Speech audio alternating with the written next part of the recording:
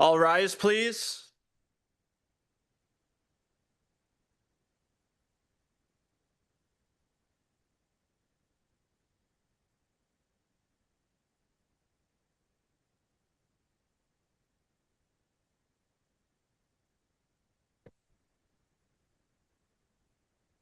Good morning, everyone. Please join me for O Canada, followed by a moment of private contemplation.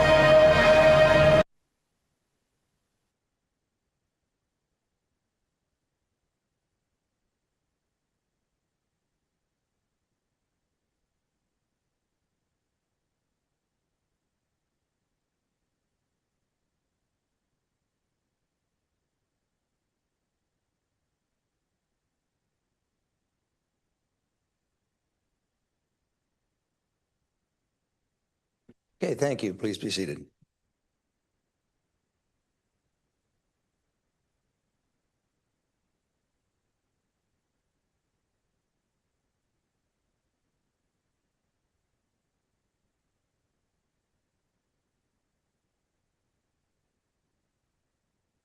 So I'll start with our roll call. Jonathan, please. Yeah, thank you, Warden. Good morning, Council. We have all members of Council in attendance this morning, with a few exceptions. We have regrets from Councillor Rawson, with alternate Councillor George Vadaboncourt in attendance. We have regrets from Councillor Sondu, with alternate Councillor Ben Verkuyk in attendance.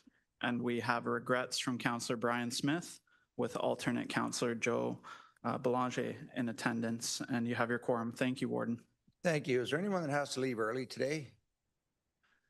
Councillor McDonald? Thank you, Warden. I have a funeral, have to leave at 12:04. Okay, and Councillor Smith? 11:30, okay. Councillor Evans? Your Worship, I have to leave at 1 p.m. Okay, thank you. Well, I think we should be done. Oh, Councillor Post. Oh, Corbell, did somebody have their hand up or no? Okay, I think we'll be done council by then. Okay, I'll look for the approval of the agenda. Councillor Dolan, please. Thank you, Worship. Moved by myself and seconded by Councillor McDonald that the agenda for May 12th, 2026 meeting of County Council be approved. Any questions arising from the agenda? Not seeing any, so all in favor? That is carried. Thank you. Is there a disclosure of pecuniary interest by any member of council? If you find yourself in that situation later, please declare it at that time. So presentations and delegations, and yes, we have our Paramedic of the Week celebration today. So May 17th to the 23rd marks the National Paramedic Services Week, an opportunity to honor the dedicated professionals who provide life-saving care and the essential supports across our region. This year's theme, Improving Outcomes Together, reminds us that the exceptional care is a shared effort. Paramedic Services Week highlights not only the vital work of our paramedics do every day, but also the training, resources, and systems that support them. Paramedics are there during some of the most challenging moments. Let's face it, folks, nobody ever dials 911 because they're having a great day. So, you know, they're dealing with people at their most vulnerable and at their usually most fearful times of their lives. So on behalf of the county councillors and those we represent, We extend our sincere thanks to everything our paramedic services team does to make our community stronger and safer. And I will read the proclamation. Whereas paramedic services in Ontario are a vital public service, and whereas the members of the paramedic services team are ready to provide life-saving care to those in need 24 hours a day, 7 days a week. And whereas the paramedic services in Ontario recognize the role support staff play in meeting this vital public service. And whereas access to quality emergency and supportive health care dramatically improves the survival, recovery rate, and the quality of life of those who experience sudden illness or injury. And whereas members of the paramedic services team, whether career or volunteer, engage in thousands of hours of specialized training and continuing education to enhance their life-saving skills. And whereas it is appropriate to recognize the value, the accomplishments of all the paramedic service providers by designating Paramedic Services Week, therefore I, Warden Basil Clark, on behalf of Simcoe County Council, do hereby proclaim the week of May 17th to 23rd, 2026 as Paramedic Services Week with the theme of Improving Outcomes Together. And I request all communities in the County of Simcoe to observe this week with the appropriate programs, ceremonies, and activities. And with that, I'm pleased to ask General Manager Jane St. Clair and invite Sarah Mills, Director-in-Chief of Simcoe County Paramedic Services, to present the winner of our Paramedics for a Day contest. Jane? Thank you, Your Worship. Good morning, everyone. Paramedic Services Week begins this Saturday, May 17th. I would echo the warden's comments in thanking this group of outstanding professionals who serve our communities with compassion, expertise, and resilience that have come to define our County of Simcoe paramedic services. Frontline paramedic logistics, each frontline paramedic logistics professional, educator, leader, administrative staff member continues to demonstrate remarkable dedication in a constantly evolving environment. It is a privilege to support this team and the incredible work they do for our residents and for our communities. This Paramedic Services Week, staff will be attending community events across the region, and I encourage everyone to recognize and honor this extraordinary efforts. I'd now like to invite our Director-in-Chief, Sarah Mills, to introduce our Paramedic for a Day. Thank you.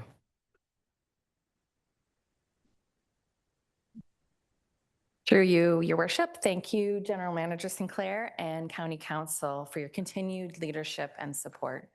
Our team appreciates your recognition and the county's ongoing commitment to ensuring we have the tools, training, and resources needed to deliver the high-quality care to our patients deserve. Each year, we celebrate Paramedic Services Week with community engagement activities, including our Paramedic for a Day contest, a highlight for both our staff and our local youth. Grade 5 and 6 students throughout the County of Simcoe were invited to write an essay describing what they believe it means to be a paramedic. I'd now invite our honor guard to please escort in our winner.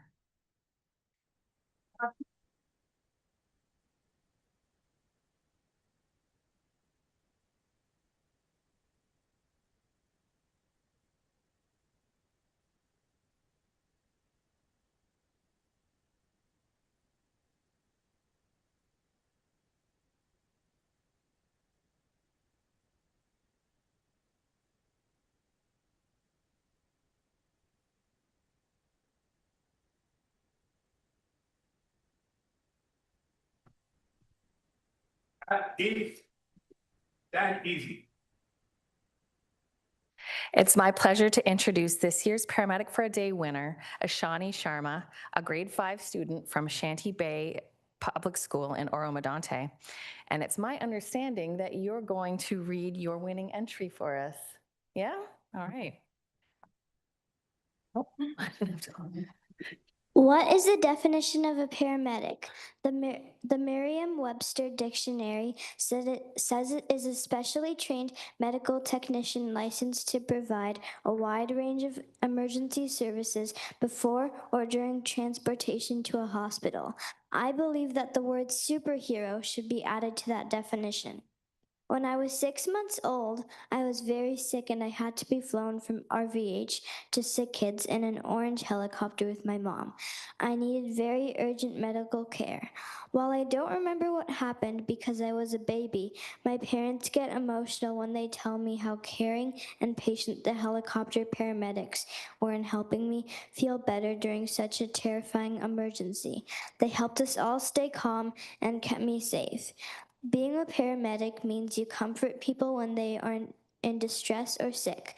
Paramedics have to go through a lot of medical training because they need to know how to handle all sorts of emergency situations, what medication someone may need right away, how to help a patient urgently, how to calm someone down and get the information they need from them, and to take them safely to the hospital.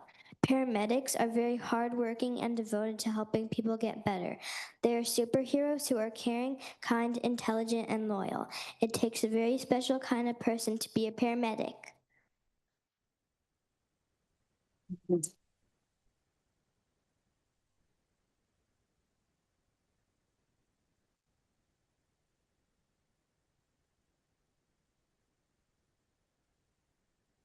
Well, if that doesn't pull at your heartstrings, I don't know what would. Thank you, Ashani. I'd now invite Warden Clark and General Manager Sinclair to join in swearing in our paramedic for a day. We just show the artwork that goes with the essay. Amazing.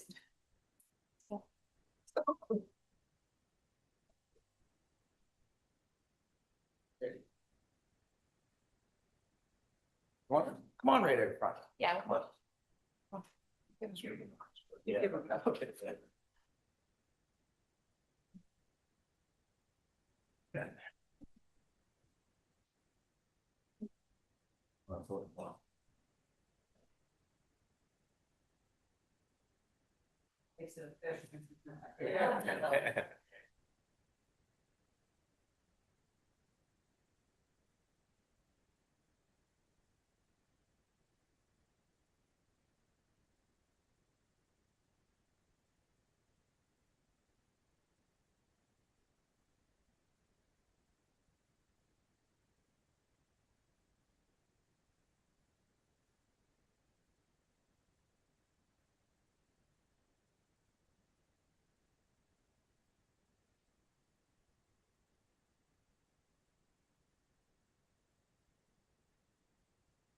Congratulations, Ashani. You are now ready to serve our community.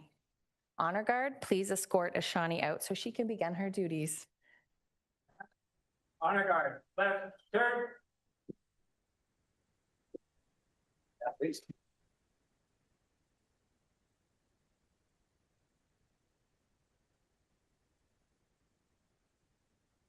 Fun time. Thanks. Superhero.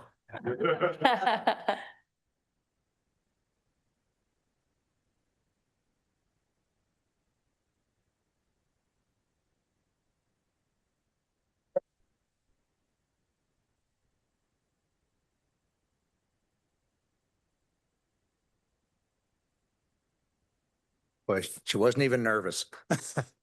Counselor Bell. Just came to my attention, there is conflict of interest for me on 8.2 and 8.3. 8.2 and Yeah. 8.3. 8.2, it's 13.1, I believe, and 17.1. Yeah. Say the general. General nature of, So the first one would be just because that's one of the services we provide for profit for this, the first one. And the second one is because our company actually bid or put a proposal forward on that. I'll stay, but I won't vote on those. oh, 9.3, we have it. Yep. Corporate services recommendation, yes. 8.3 as well, but there's 13.1 and 17.1 on 8.2. So the one would be the multi-residential. Is that committee or council? It's council. Okay, go ahead, Jonathan. Yeah, through you, Warden. So 8.1, 8.2, 8.3 on this agenda is just confirmation of the committee of the whole report. Okay. I think Councillor Bell, your conflict will sort of materialize in item 9.3 on this agenda. It's the that is to approve the corporate services recommendations. And that's, I think, where your conflict is from the committee of the whole report. Okay. So should I Should I sustain from like voting for the other 8.2 and 8.3 then as well? Because it mentioned. Just the confirmation of the committee of the whole report. It's for the accuracy more or less of the report itself, like the minutes. Yeah, you'll be So fine on the you're minutes. okay on that likely. It's just the item 9.3. Perfect. So thank you. Noted.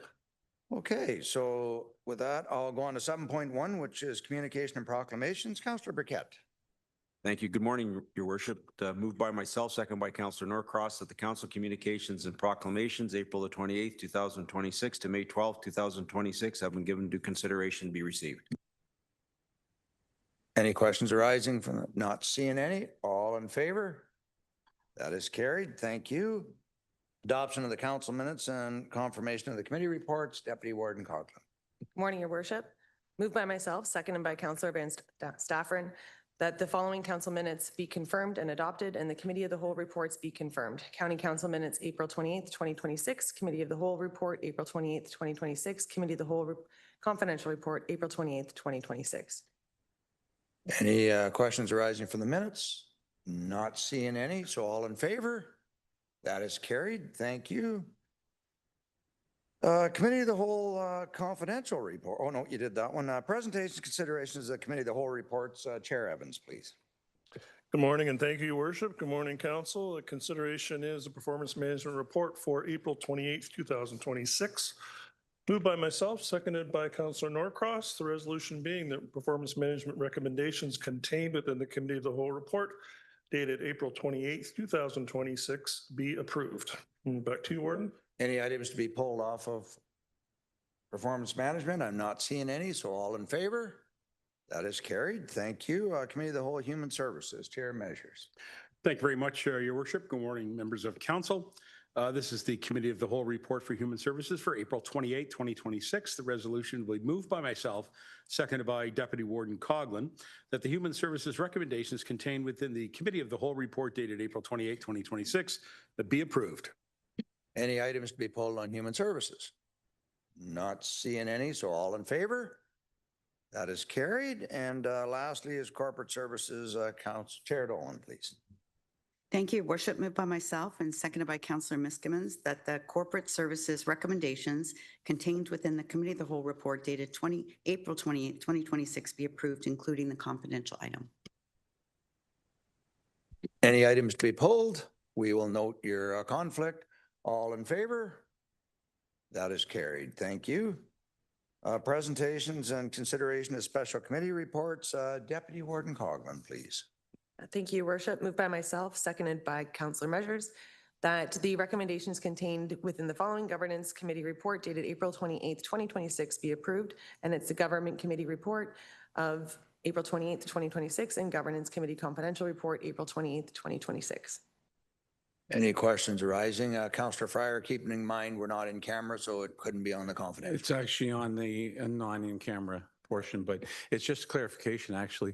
The recommendations that are made, going into the new term, is this then how the alternate's going to be handled for the situation with just the 16 representatives instead of the 32? I will defer to the chair of governance because unfortunately I wasn't here last Tuesday. Thank you for that. And that would be the recommendation that would be moving forward for council's consideration. Okay, I just wanted to confirm that. Thank you. Thank you. Any other questions? All in favor? Opposed, if any? That is carried. Okay, we are on county officers report. None. Notices of motion and notices which been given. Neither.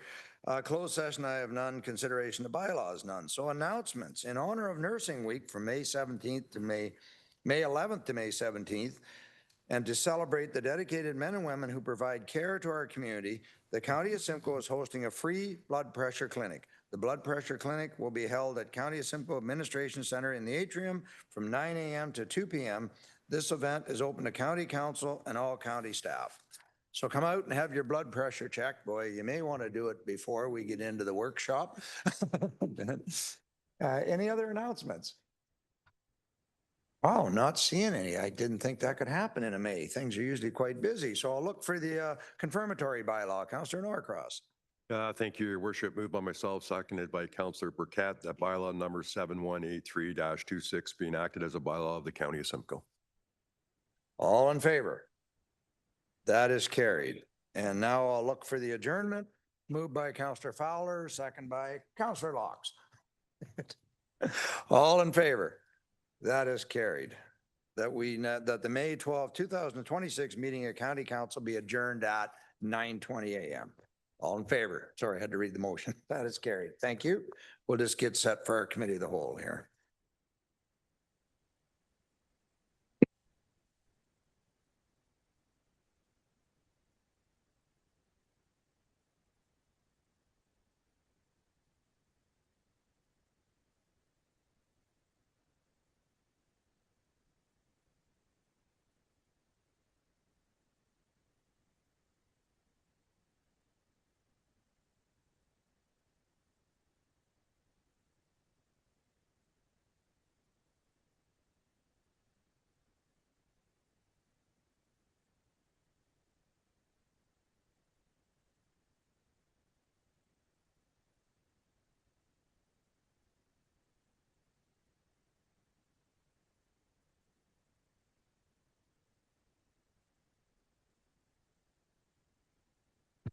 Okay, welcome in the city councilors. Thank you for joining us for the paramedic for a day. Thank you for coming in for that. I'll look to our clerk for a roll call, please.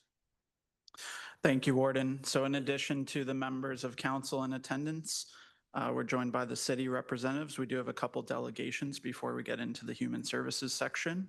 But we are joined by the city reps at this point, Aurelia Councillor Durnford, Aurelia Councillor Fallis, Aurelia Mayor McIsaac, and Barrie Councillor Rietma. Barrie Councillor Ngusi and Barrie Mayor Nuttall are currently absent, and you have your quorum. Thank you, Warden.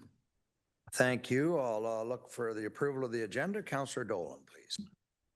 Moved by myself and seconded by Councillor Fryer that the agenda for May 12th, 2026 meeting of County Council be approved.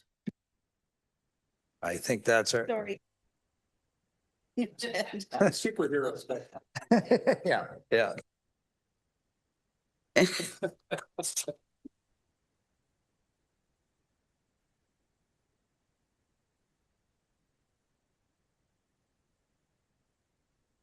Sorry, Your Worship. Moved by myself and seconded by Councillor Fryer that the agenda for May 12th, 2026 meeting of Committee of the Whole be approved. Any questions on the agenda? Not seeing any. All in favor? That is carried. Thank you. Do I have a disclosure of pecuniary interest by any member of council? Once again, if you find yourself in that situation later, please declare it at that time. So presentations and delegations, yes, we do have some today. First, I'd like to introduce Dr. Nadia Sunderji, sorry, President and CEO of Waypoint Center, to provide a presentation on behalf of Simcoe County Hospital Alliance.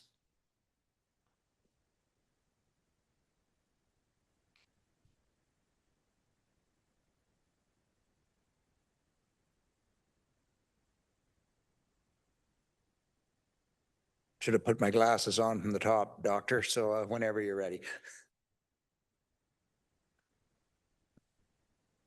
Right.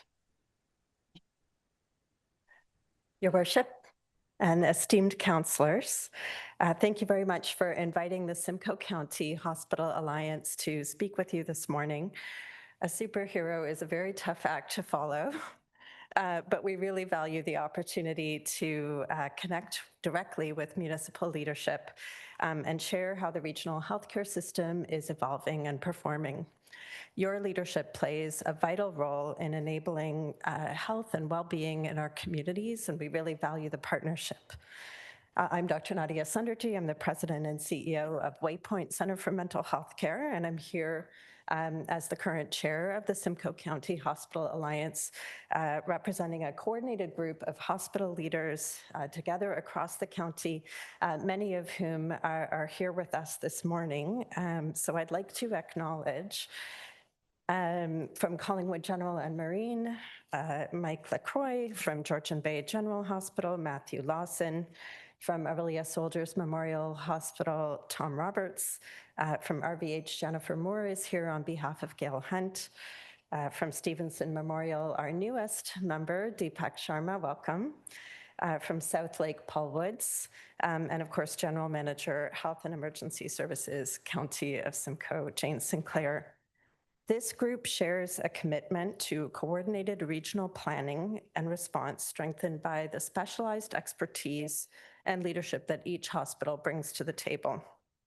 Together, we align priorities, share resources, and coordinate our response to system pressures in response to community needs. And this level of collaboration is truly foundational to our ability to respond to the scale and complexity and the evolving nature of demand for healthcare services across the region. So for today's conversation, we focused on 3 key areas. We're going to talk about system performance and impact.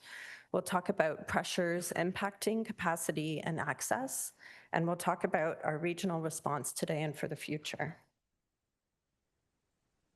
This slide reflects 1 year of activity across the hospital system in Simcoe County. And as you can see, the volume is substantial.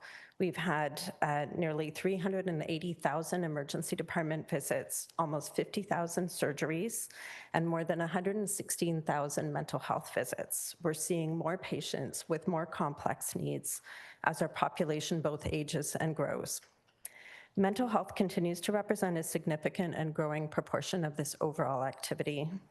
And the level of demand is sustained, it's not episodic, and it places continuous pressure on staff, infrastructure, and patient flow. Hospitals in the region are working in a highly coordinated way, which includes shared clinical models, integrated staffing approaches, and use of infrastructure. For example, surgical partnerships allow procedures to be redistributed across the region to reduce wait times. Shared leadership roles and administrative supports help stabilize operations where there are gaps. Regional digital systems are improving information flow and continuity of care across the organizations, and these approaches are allowing us to use the system more effectively as a whole. Hospitals also work closely with community organizations and social services, and these partnerships improve access by connecting patients to the right care at the right time, improving navigation, building capacity, responding to urgent community needs, and preventing avoidable emergency department visits. Together, these partnerships are also supporting healthier communities and a more sustainable health system. Collaboration with the County of Simcoe is extremely impactful as well.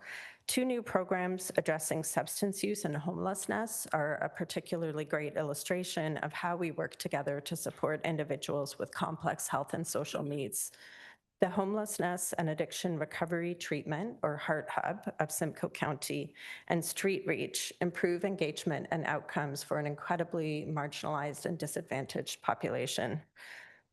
Offload nurses in select hospitals enable paramedics to work to their full capacity, and community paramedicine moves upstream and helps people to access healthcare in the community and outpatient settings, as we heard about this morning. And we really want to echo the appreciation and recognition for paramedicine that Ashani shared earlier. These initiatives really reflect the importance of aligning health services with broader social supports and continuing to partner. This slide presents an overview of the investments that have been made through the Simcoe County Hospital Alliance over the years from 2017 all the way through to 2031.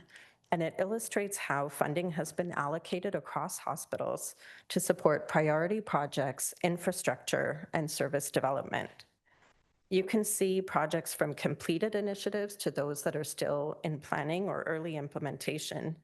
And this coordinated investment strategy has enabled progress across multiple organizations while maintaining a regional perspective. It reinforces the importance of sustained long-term funding to support system growth and modernization. On the financial pressures that hospitals are experiencing, activity continues to exceed funded growth, which creates structural deficits. Costs related to labor, supplies, and infrastructure are increasing and are difficult to offset within current models. From a capacity perspective, we're seeing population growth, an aging demographic, and increasing clinical complexity. Patients are staying longer, they're requiring more intensive supports, as well as needing supports beyond the hospital settings. These pressures are interconnected and contribute to ongoing challenges with access and flow. Our region is aging faster than the provincial average, and this is increasing demand for emergency, inpatient, and chronic disease care. Older adults tend to use healthcare services more often and with greater intensity, as you can imagine. And these trends will continue to shape demand over the next couple of decades. Even with stronger primary home and community care, hospital care will still be needed. Several major capital projects are planned. This slide is regarding that aging population growth. The first one was around just population growth generally. Several major capital projects are planned or underway under the region, modernizing infrastructure, adding new inpatient beds, enhancing emergency departments, and increasing access to mental health and specialized services. These projects are phased with different timelines, meaning capacity will come on gradually rather than all at once. And given the timelines to stage, plan, and build, the healthcare system in our region will continue to experience pressure in the near term. While new hospital projects are underway, the projected growth in need continues to outpace planned expansion. Even as we shift more care upstream and into the community, the bed capacity shortfall remains a serious challenge. Today, the region is short 329 beds compared with the provincial benchmark of 204 beds per 100,000 population, adjusted for Simcoe County's age profile. Even after planned expansions, a gap of about 275 to 349 beds is expected to remain, depending on project timing. So even in the most optimistic scenario, the system is still short, roughly the equivalent of a community hospital. In other words, every bed that we have planned will be needed, and then some. Expanding hospital capacity also requires corresponding investment in essential supporting services such as lab services, pharmacy, imaging, patient food services, environmental services, materials management, and medical device reprocessing. And these areas enable those additional beds and expanded programs to operate effectively. Some patients are unfairly left waiting in hospital when services are unavailable where they're needed, for example, in long-term care, supportive housing, or community-based services. We refer to this as alternate level of care, or ALC. As these patients continue to occupy hospital beds, this reduces the availability of beds for patients who require acute or tertiary care, and it creates delays in access to care. Addressing this issue requires coordination across healthcare, housing, and social service systems. The Behavioral Success Agent Program, led by North Simcoe Muskoka Specialized Geriatric Services and embedded in every hospital across the region, provides specialized dementia care in hospitals and helps to prevent ALC. And we wanted to share with you some examples of those success stories and how we're responding collectively. Our hospitals support collaborative capacity planning to most effectively and efficiently meet regional needs, make faster progress, and take an organized approach to investments. As an example, the CEOs came together to make recommendations around bedded capacity for mental health across the region and opportunities along the continuum of care. So this chart shows how by planning together, we reduced the projected number of new additional acute mental health beds that are needed over 2 decades and adjusted our capital plans accordingly. That's the difference between the red and the green lines in this chart. It also shows that unfortunately, we're in a shortfall. The difference between the number of beds that we have today and the number that we need, which is represented by that blue zone. Demand continues to grow while long infrastructure timelines limit how quickly the system can add new capacity. The shortfall will be sustained because when the system falls behind at this scale, it takes decades to catch up. This underscores the need for further investments and system-level solutions. Again, as other examples of how we're innovating together, we're collaboratively introducing new programs and services that use capacity wisely. Urgent psychiatric consultation services and mental health home care are diverting hundreds of admissions and repeat ED visits and supporting care in the community when it's safe to do so. The county can play an important role by advocating for timely capital approvals and partnering and supporting innovative models of care with hospitals and beyond hospitals. Innovation is being applied to improve system performance and patient experience. As I mentioned, hospital at home programs support care in community settings while reducing admissions and improving patient experience. Digital integration improves continuity of care across organizations. Emerging technologies, including AI, support efficiency and enhance care delivery while maintaining appropriate clinical oversight. This is sometimes called human in the loop, and the vision is for AI-supported, human-led, and delivered care. A central priority for all of our communities is attracting and retaining a physician workforce. And many of our hospitals are expanding training programs and academic partnerships to attract and retain docs and other healthcare professionals. Distributed education models have a particular value in our rural and regional context, and retention is closely linked to training locally early and creating those opportunities for professionals to remain in the region along with their families. This is a long-term strategy that supports system stability. Healthcare is also a significant contributor to the regional economy. $1.2 billion in wages by the sector support local businesses and communities. The healthcare workforce continues to grow at 3% per year, which is faster than the overall workforce growth, and represents a stable and essential part of the regional economy. Strong healthcare systems also support broader economic participation by helping individuals and families maintain health and productivity.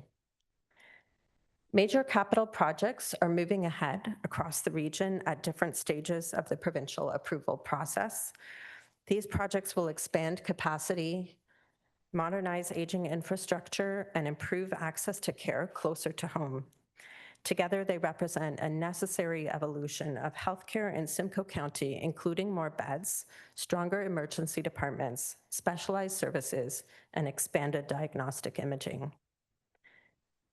Progress depends on provincial approvals, and with rising capital costs, there are implications provincially as well as with respect to local share, funding, and construction timelines, so many projects will take years to come online. In the meantime, we continue to manage rising demand through innovation and partnership. Our healthcare system is under growing pressure, but this region is responding through strong collaboration and shared leadership. Simcoe County has been a vital partner in that work, especially where healthcare connects with housing, long-term care, paramedic services, and community supports. As demand continues to grow, your advocacy will remain essential in securing the capacity and investment that this region needs. Thank you for your partnership and for your commitment to the health and well-being of our communities we serve together. And thank you again for the opportunity to address you this morning. Thank you, Dr. Sunderby.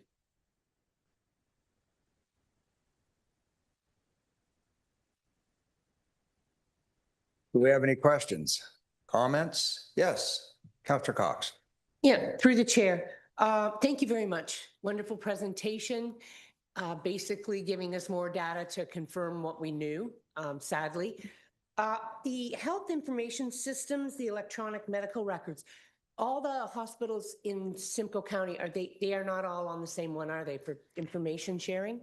It's a great question, and through the warden, I would say, first off, we did our very best to bring some good news and examples of successes and innovation as well. as well as those hard realities that we're aware of. Several of the hospitals, 4 hospitals, are currently on a shared health information system, and others are not, but are also exploring what opportunities there might be, is my understanding. Waypoint, as an organization that serves the entire province and is specialized, has a shared electronic health record with Ontario Shores outside of the region, but it enables us to tailor that for the unique patient population we serve. Okay, thank you. And the other one I was very interested in, on page 15, it said we can be an advocate for the approval of capital projects and innovative service models. I would just like any of the CAOs who are here today to understand, to reach out to any municipalities in your area. We do have an AMO conference coming. We do have the ability to meet with ministers. And if there is anything any of us could do, we would be, I'm sure, more than willing to try to help. And it's very sad to see the ALC numbers again. And that's another area that probably should be brought to the attention of which we all know. There's only one more question I have, and I think it's between you and Ms. Sinclair, is how are we doing with our offload nursing program? Who wants that one? Through your worship, I was just looking at the statistics. We got our first quarter report, and I'm very pleased to say we did talk about it as a collective. They are still maintaining very good performance targets. 37 and 58 seconds is the 90th percentile. So we're very close to that 30-minute target, and they are holding the performance funding drops. So we're very pleased with our hospital's performance. And we haven't heard about any more funding? Through you, your worship, we have not. Okay. Would that be something we should advocate about? I know I will be. Through you, your worship, absolutely. This is a very significant issue. It does support the hospital's ability to meet that performance target. So we will continue to advocate on behalf of the county. Thank you. And once again, I'd just like to thank you and all your staff in all your hospitals for helping us as best you can in the situation we're all in. Thank you. Thank you so much. And through your worship, I would say I have a feeling my colleagues in the gallery would agree that advocacy in that area would also be appreciated. Perfect. Councillor Dolan. Thank you. One question, one comment. So my question is regarding the slide that shows the performance and the data from April the 1st, 2025 to March 31st of this year. So some of our hospitals being on the periphery would deal with obviously patients from other areas as well. So I wondered, are these stats just Simcoe County residents, or are they the whole, what the hospital does? Through you, your worship, they represent Simcoe County. Thank you for that. And then my comment, very much similar to Councillor Cox in regards to the offload times. That's a very important stat to us, and we watch it carefully, not only from the county level because of the paramedics, but also from the local level with our police officers that are sometimes held in emergency for several hours, which of course keeps them off the street doing the good work they need to do. So anything to help improve for both the paramedics and the other emergency services, much appreciated. Thank you. Thanks. Through your worship, I would just add that there are highly evidence-based models of mobile crisis intervention that are actually not police involved, with trained healthcare professionals and sometimes peer supporters as another solution that our region could potentially look at. Can I just say that we have that program in South Simcoe Police. It's called COAST, and we deal with both RVH and South Lake for that. Thank you. Thanks. Mayor McIsaac, go ahead. Oh, you're muted there, Don. Well, that's a problem. Through the warden, thank you for the presentation. Some exceptional work here, and appreciate all you've done. My question is, Ontario spends probably $100 billion odd on healthcare, probably 40% of the budget, so it's significant dollars. And along the lines of what Councillor Cox had said, I mean, do you all have the same EMR record system? No, you all have different ones. So there's 7 different ones in the county. There's a lot of duplication of resources and efforts here. What are you doing to consolidate and reduce? I mean, we've got 7 CEOs represented. That's great. But Do we need them all? Do we need all of those resources? Does the hospital need to be everything to everybody? Quite a few questions there. Go ahead, Doctor. Through your worship, I fully appreciate where the question is coming from, Councillor.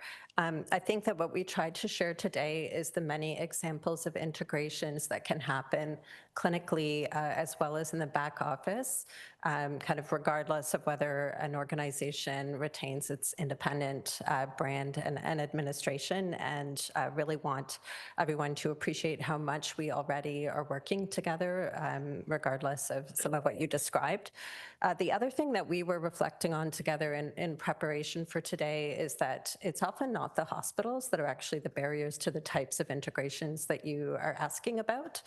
The province is actually often quite reluctant, perhaps in response to a perception of what community perceptions and preferences might be. So I would also want to encourage you to share those insights with the province, if I may, because I think we are keen to continue to work together and appreciate all the support we can get for that. Thank you. All right, thank you for that. I mean, the province has indicated that it should come from the county and the local hospitals, but I appreciate your comments. Thank you. Councillor Cox, follow up? Yes, I do. Follow up because of Councillor Dolan's statement. I was at the Couchiching OPP board meeting, and I will say that the inspector said that our wait times at Soldiers Memorial have decreased, and we work very well with that hospital, and they continue to work as a team to keep those numbers the way they are so the police can get back out. So we have a good news story on that front. Thank you. Okay, thank you. Is there any other questions or comments? Thank you, Doctor.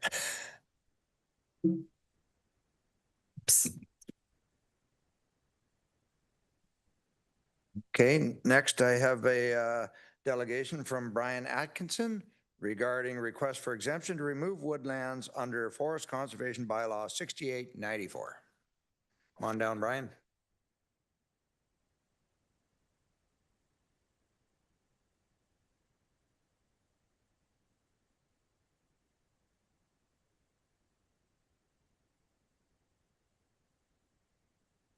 I hope you're not planning on reading all that information with you, Mr. Atkinson, in 10 minutes.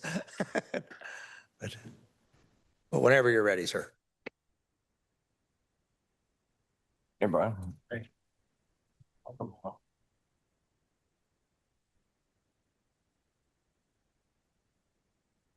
Thank you, Your Worship. Thank you for taking time to meet with me and being able to speak in front of you. I'd like to introduce myself. My name is Brian Atkinson. I farm for about 31 years full-time with my family, my wife, and I have 2 adult children. We used to have a few sheep, and we raise a few chickens, and we grow a little bit of crop. The reason why we're here today is asking for an exemption to the tree cutting bylaw.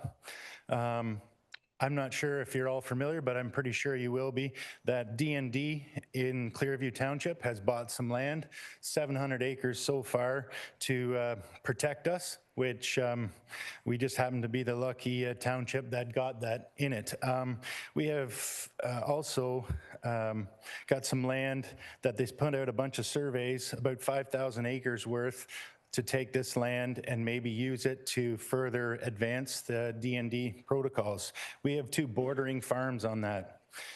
With D&D moving into the area on the first 700 acres, what they're going to do, they're going to flatten everything and then put up their different signals to catch things that are coming from the north and catch people that are maybe threatening Canada. I have no issues with that, but what I do have issues with is them taking, good agriculture land and now it's gone. So the exemption that I'm asking for to the tree cutting bylaw is just over 100 acres. This land has been zoned EP or environmentally protected. And the tree cutting bylaw, I think, has been in place since about 2008, 2009. I was before the committee as a whole in 2002, 2003. And the county staff at that time, Murray Lockhart was the bylaw. He stood with us side by side saying that, this is a good thing for farmers to do this, to take land that and trees that are got the ash borer in them and infected and make something of some of this forest. Now, perhaps things have kind of changed the other way once this bylaw got in place. So maybe if you could also not just review my application, maybe a review of the bylaw application. As we've seen in the previous slide from the lady who did a great presentation, the community in Ontario, or as a province, like, we're growing. There's more and more people. We need to feed the people. And with 700 acres so far, and plus the land that we lose for development all across Ontario, we're losing about 300 acres a day. I'm asking for 100 acres. I think that we need to feed our people first and have it fed here at home and raised here at home, not brought in from somewhere else. Roughly 30 to 50 people are fed per acre for a year of grains. So you can see that this is significant if we lose our 700, which we've already lost, which is just 5 kilometers from where I live, and the potential 5,000. So the township of Clearview, when this is an ag community, is really going to suffer. So my ask is to get an exemption for these properties. The red tape that we have to go through to do this, you get dragged through the mud. Like, it's absolutely atrocious that they think farmers that are feeding people, we're doing them dirt somehow with the environment or things like that. Through your worship, the reason why I brought all my books, because it shows, it's just the last 15 years or so, the due diligence that I do, and most farmers do. I'm going to say 99% of the farmers, they do their soil tests about how they're enhancing the land, the microorganisms, and how they're changing it for the better. You will hear from staff recommendations about how it's bad for the environment, the water, the wind, and things like that. Well, we're in an ag community, and if you didn't want to live beside an ag farmer about the smell or anything else, then I don't know, maybe you shouldn't have moved there.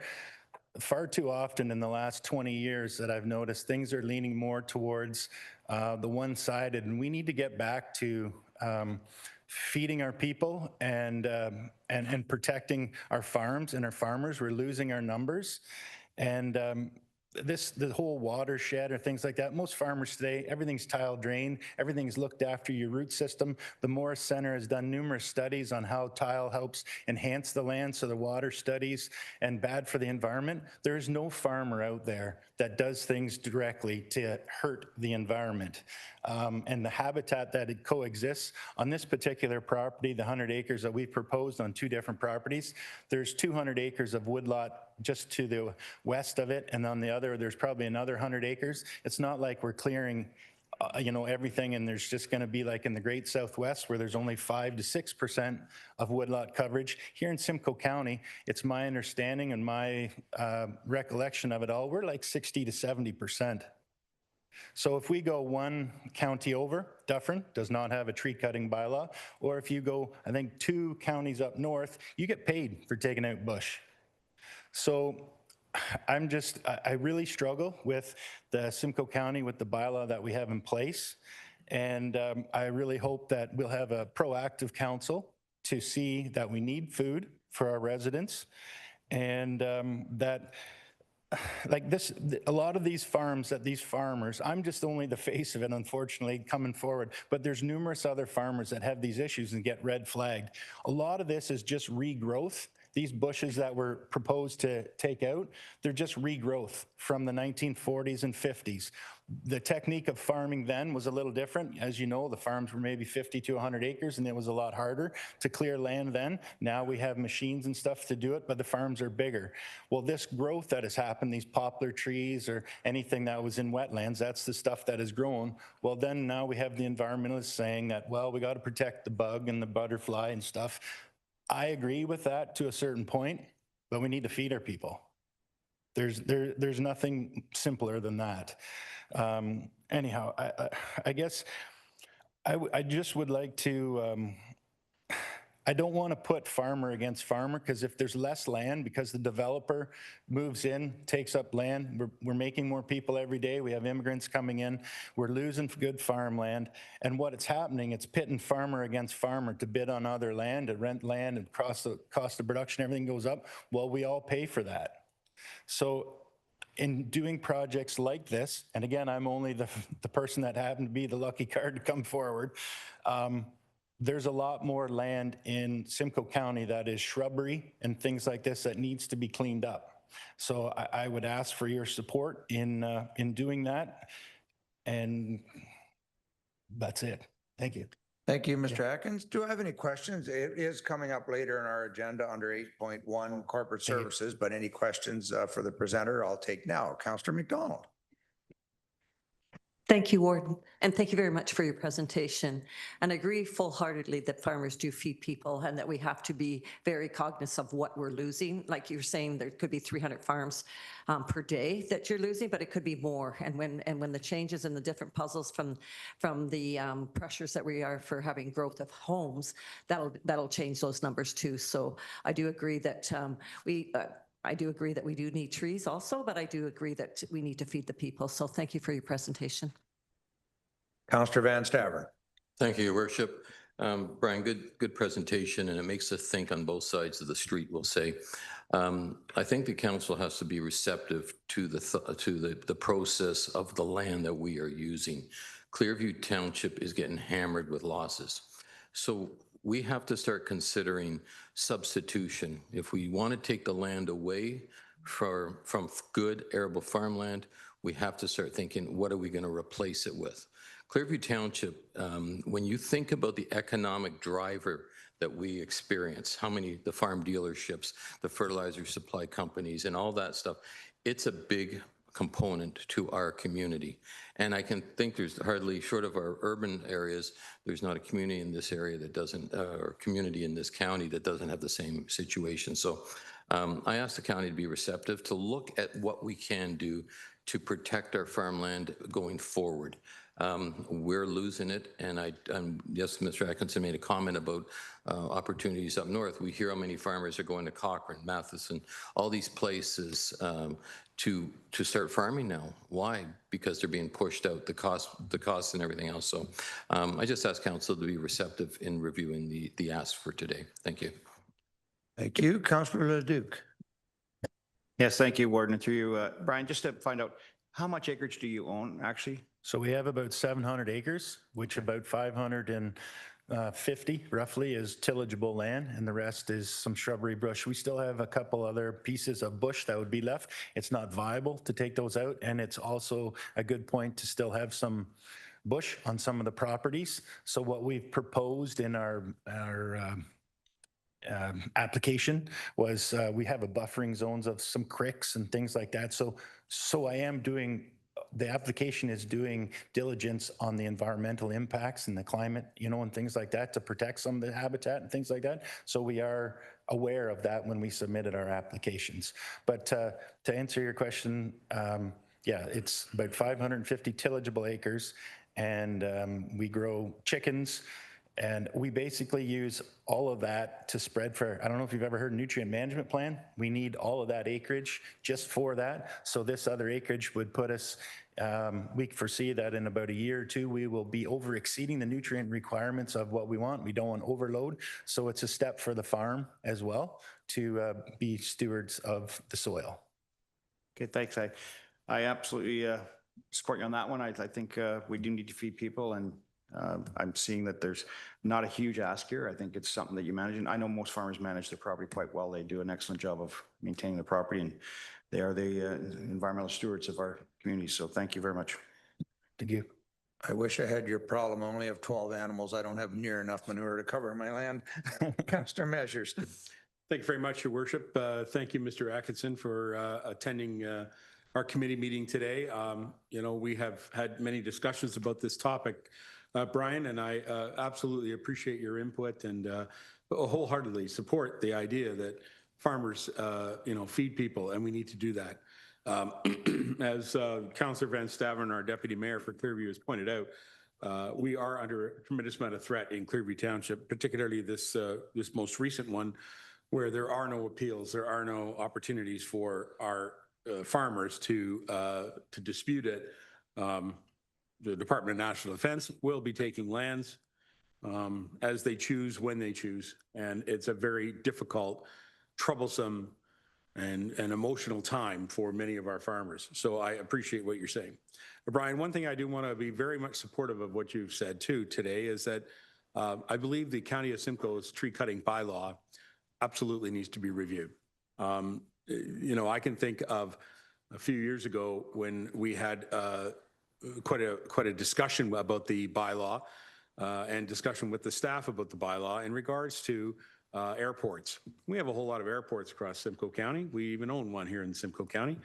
And tree cutting, again, there's your federal government at work with the Department of National Defense is going to take farmland, and airports are governed by federal regulations. So tree cutting by a municipal or tree cutting on an airport that's federally regulated is regulated by the federal government, not by us. And yet it's a disputed comment in our current bylaw. And so I would suggest to you that this council or this committee needs to review that bylaw and frankly bring it up to date with some of the cases and case studies that have happened in regards to tree removals. So I think that's something that we should face and bring that forward as a recommendation to this committee sometime soon. So Mr. Atkinson, I absolutely understand where you're coming from. I appreciate the fact that you've brought forward these asks. And as you pointed out, you're the lucky guy to appear here. There are other farmers in our community of Clearview Township who have approached us about this same issue. I will say there are some farmers that have acted rather rogue and just gone ahead and taken down trees. And then that becomes a bylaw and then bylaw enforcement for the county, bylaw enforcement for the municipality, organizations like our NVCA. There's a long list of investigation and reporting that comes out of rogue activities. So we want to make sure that we try to mitigate that too. That's why a good bylaw written will both satisfy the property owner and satisfy the needs of the public. So that's where I'm hoping that we can get that reviewed, Your Worship. Thank you. Thank you. Councillor Cabral. Thank you, Your Worship, and through you to Brian, just a couple of comments. I appreciate your presentation. It's no secret that farmland is disappearing. We just had thousands of acres disappeared to the city of Barrie for development and housing. And you find yourselves in a situation where the DND is also in Clearview, and a lot of folks are rallying against that. Don't know whether or not they'll be heard.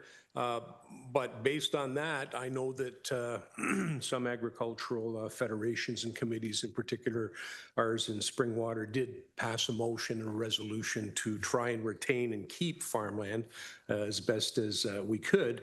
But my question to you would be the Simcoe County Federation of Agriculture, because it seems a lot of the bylaws tend to come about and sometimes there's a gap or a missing piece. And this sounds like it might be a bit of a missing piece going forward, where farmers who traditionally have cleared land in order to farm it, now, as you say, historically, that seems to be new growth that's there now.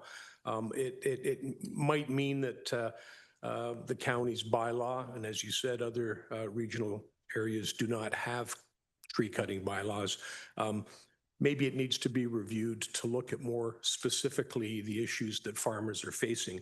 But I was curious to know whether or not you've reached out to the OFA, Ontario Federation of Agriculture, or the Simcoe County Federation of Agriculture to speak to them about this particular issue, this particular problem that you and other farmers in Simcoe County are experiencing.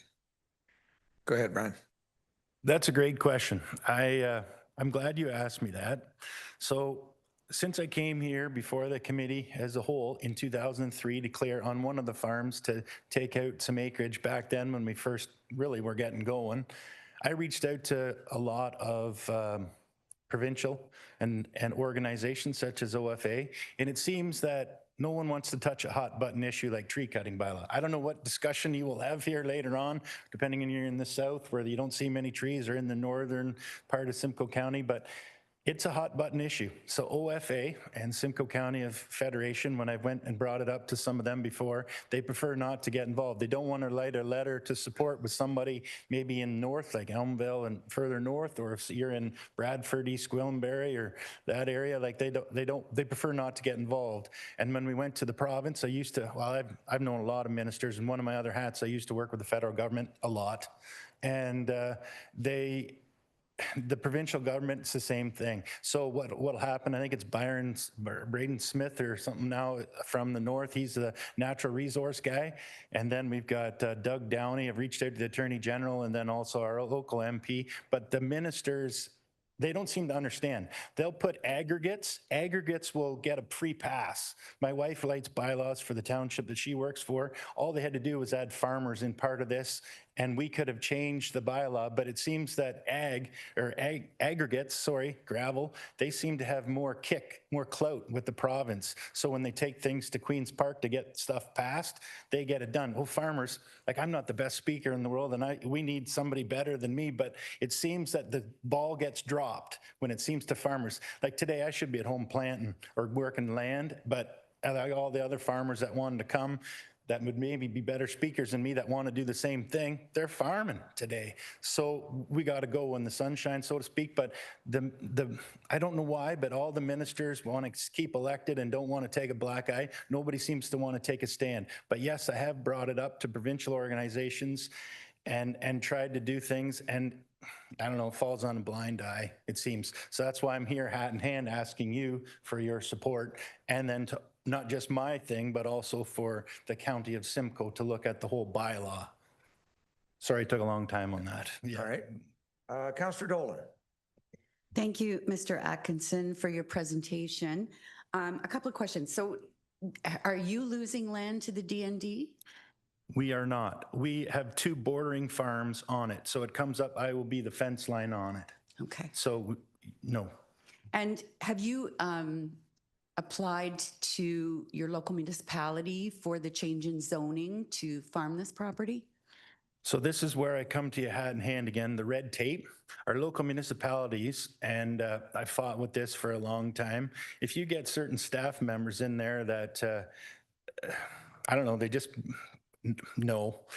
We have brought it forward numerous times. It's ag all around it, all the zoning all around these trees area is all zoned AG. We've even had land that's zoned AG, and we were 12 years getting a permit. It had no EP concerns. It was zoned AG, and it took 12 years and 3 applications, and I had to go to the sub-forestry committee to get it done. Sometimes staff are more of a hindrance than a help. So if you can explain that one, I would be willing to listen. So I guess what I'm reading, and please correct me if it's wrong, is that there's an environmental impact study required. And I just wondered, if you clear the land first, then what's the use of doing an environmental impact study? Like, it's a cart horse thing for me. Shouldn't the environmental impact study say it's okay to clear this land and then you clear it versus clear it and then ask forgiveness instead of permission? Great question. Thank you for bringing that up. In another previous lifetime, I actually did a plan of subdivision. My father-in-law, it was his deal, and he passed away with cancer. I did the plan of subdivision, lost about $500,000. I learned a lot. Then I got hanging out with some of my wife's clients in the township that she works for, and another one. And this EIS study that you're asking for, I've talked to some developers that they'll pay somebody to go in there and put a shotgun off on an automatic, I don't know, every 20 minutes, half an hour to chase the birds away. Or they'll put something in the creek to make sure there's nothing living. Would you like me to do studies that way so I know the results already before it's done? This is what happens out there with some of these developers. I am not saying all developers are like that because we need them, but this is what happens. Farmers, I don't want to do that. You know what? Like we've done studies before, a bat study and a whooping bird study, and they only live, I think, 1 year in one place and stuff. Some of these environmental impact studies are done with people that have degrees this far behind their name. Man, they don't know up from down when it comes to real life about eating and things like that, but they're awfully grateful at 12 o'clock and 6 o'clock for some food. Like the common sense just seems to be on some of these studies is crazy. I can't disagree more, and unfortunately, yes, you can be mad at me for saying it, but like all these other farms, all I'm trying to do is feed you. That's it. I do it in an ethical way, and CFIA, everything's all accredited. I'm spot checked so many different ways. I'm trying to help you to feed the people, but I find these environmental impact studies, when you have developers doing that, farmers won't do that. So it's really lopsided. So. Thank you. Councillor Blanchet. Yes, through the chair. Thank you for your presentation, Brian. It may not be an issue, but you haven't talked about the profitability and sustainability of your operation. Like, I mean, clearly, we're in a market where fuel costs are going up, equipment costs are going up. There's obviously some benefit to being able to farm more land with the same equipment and those kind of things. So I wanted to give you an opportunity to comment on that if it's something you want to do. For sure. When you're a first generation farmer, I got no trouble talking about money. So to clear this land, if you just bought it outright in Clearview, let's say 27, 28,000 an acre at today's commodity price, it's about 80-year payback. So it's great that you're bringing up, we're clearing land from within. These lands we already own, we pay taxes on. For me to do all this, that's a 40-year payback. 40 years. One of the issues I had when staff sent it out to adjoining or anybody that could comment on that, one of the letters that came in was they were worried about the extra wind. Well, they can plant a couple trees on their side to do that. But when I went to go and see her and all the neighbors that it would affect, they're not going to be here in 10 years. So I'm going in 40 years. They want to have effect on my land in 10 years. Doesn't seem very fair. Now I'll take it one step further. So again, I'm not afraid to tell you the numbers. I'm in about 40 million. So I'm in it for life. I'm hooked. Unfortunately, it's the worst drug you could ever ask for farming. But anyway, I'm in her. That's how much I'm in. And we feed about 55,000 people a year of chicken, and then probably about 8,000 people of grain. That's what my footprint is on my farm. But it costs me, I'm in about 40 million. I don't have any full-time employees. I'm by myself. And when we subcontract our combine and spraying and stuff, or else I'd be in even more. But that's what I'm in on my operation. Hopefully that answers your question. Hey, any other questions? Councillor Cox. Yep, through the chair, Brian. Interesting when you talked about there was something about staff, and it's provincial mapping, and we have our problems every sound.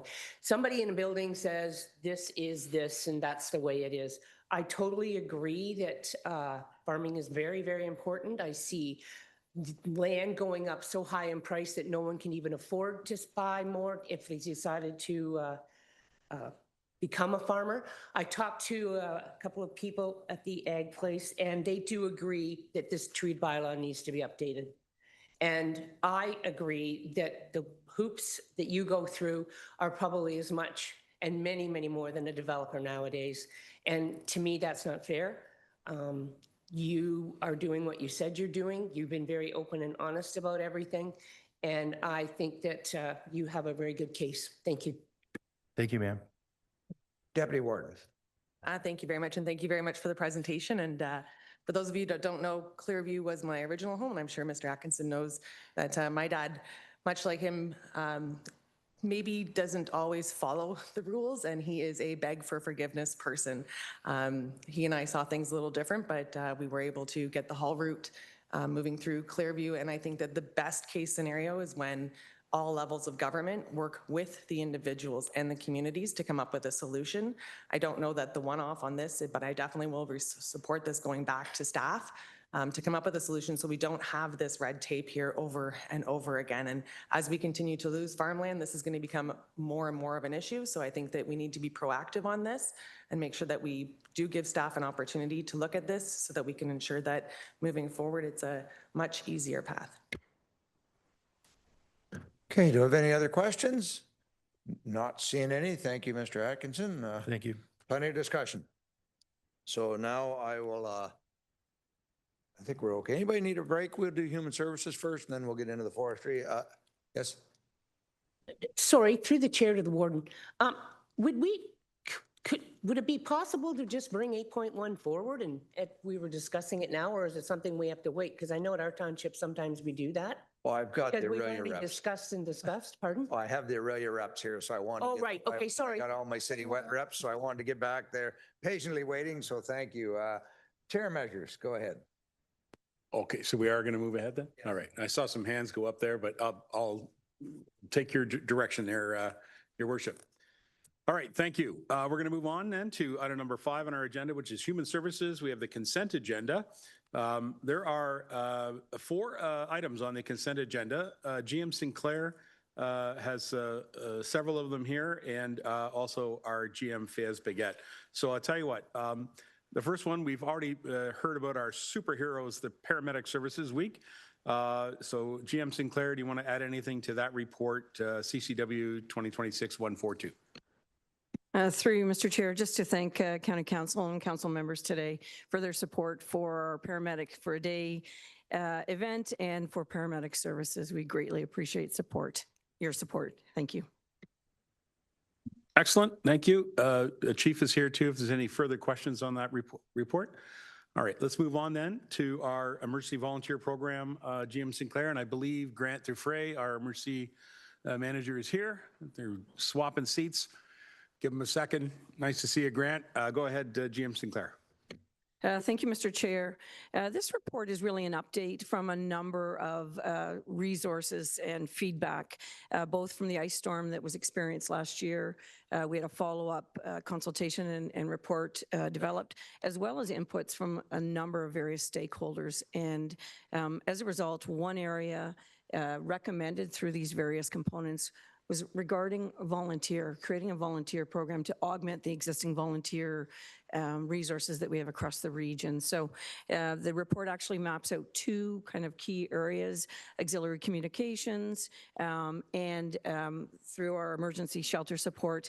Mr. Durfee may be able to speak to it. There's a 3rd area we're contemplating, field support, but it really is just providing County Council with an update on moving forward with a more formalized volunteer program.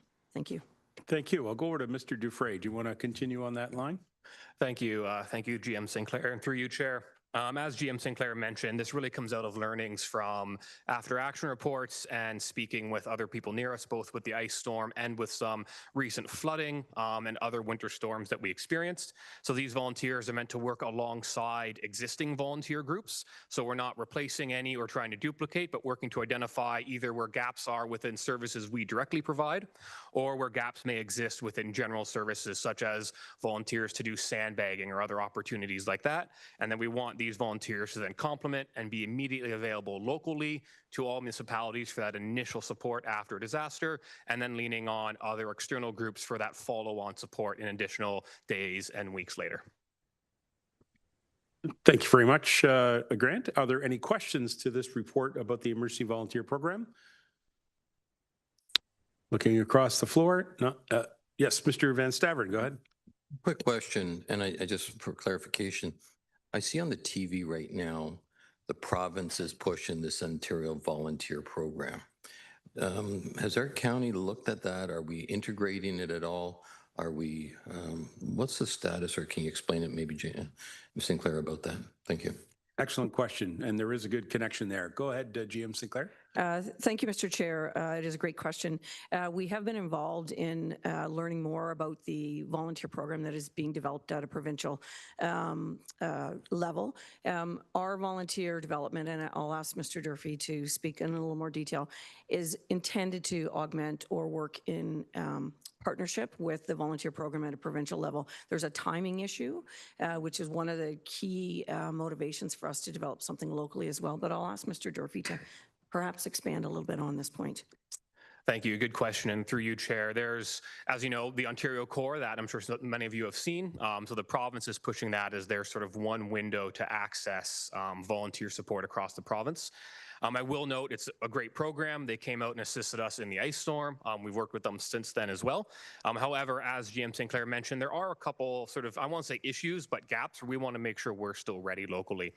The first one being is that Ontario Core deployments, we'd look at about that 48 to 72 hour mark, which is great for those ongoing disasters, but things like emergency shelters, we want to make sure we have those set up that first day right away. So those are some of those specific things we're looking at where there's a gap between that timing and the Ontario Core delivery. I will note we are also working closely with the same volunteer groups, and it's to give us some assurance. So if I can give an example, during some of this last flooding, a lot of the local volunteer groups had their volunteers pulled out of the county and up to Northern Ontario to assist in Minden and some of those areas, which is great to support them in a disaster. But then when we needed to do some sandbagging here, we didn't have those same volunteer groups available. So it's a great organization across the province, but it does see people being pulled out of our county to support to others, which can leave us in a bit of a rut when that does happen. Another one I'll mention is the valuable information we have from local volunteers. So when we deploy Ontario Corps volunteers, an example being in the ice storm that we had, they're a great resource, but they don't know the area. So we're actually having to pair staff with their volunteer teams to show them around, and that takes up staff resources. Now we can pair our local volunteers with the Ontario Corps teams to provide that local knowledge, supplementing then the extra expertise we get in through Ontario Corps.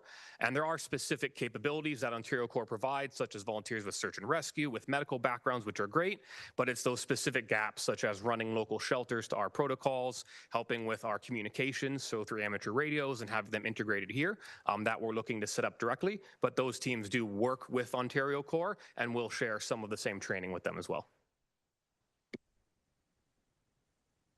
All right, thank you very much. If I can add to that too, Mr. Dufresne, the other part of Ontario Corps is also creating a workable activation inventory of heavy equipment that could be made available to any equipment or to any disaster area. Certainly, if our municipality here at Simcoe County needed some heavy equipment to help with, a disastrous flooding situation, we'd be reaching out through the Corps or through our contacts with the neighbors to get that. So that's part of the work that they're doing. Excuse me. Are there any further questions about that item? All right, seeing none, I'm going to move on to our emergency shelter cost effectiveness analysis. GM Fayez-Baguette, a very good report. Do you have anything you'd like to add? Thank you, Chair Measures. Just that this report is a follow-up from a 2024 report where we studied a pilot.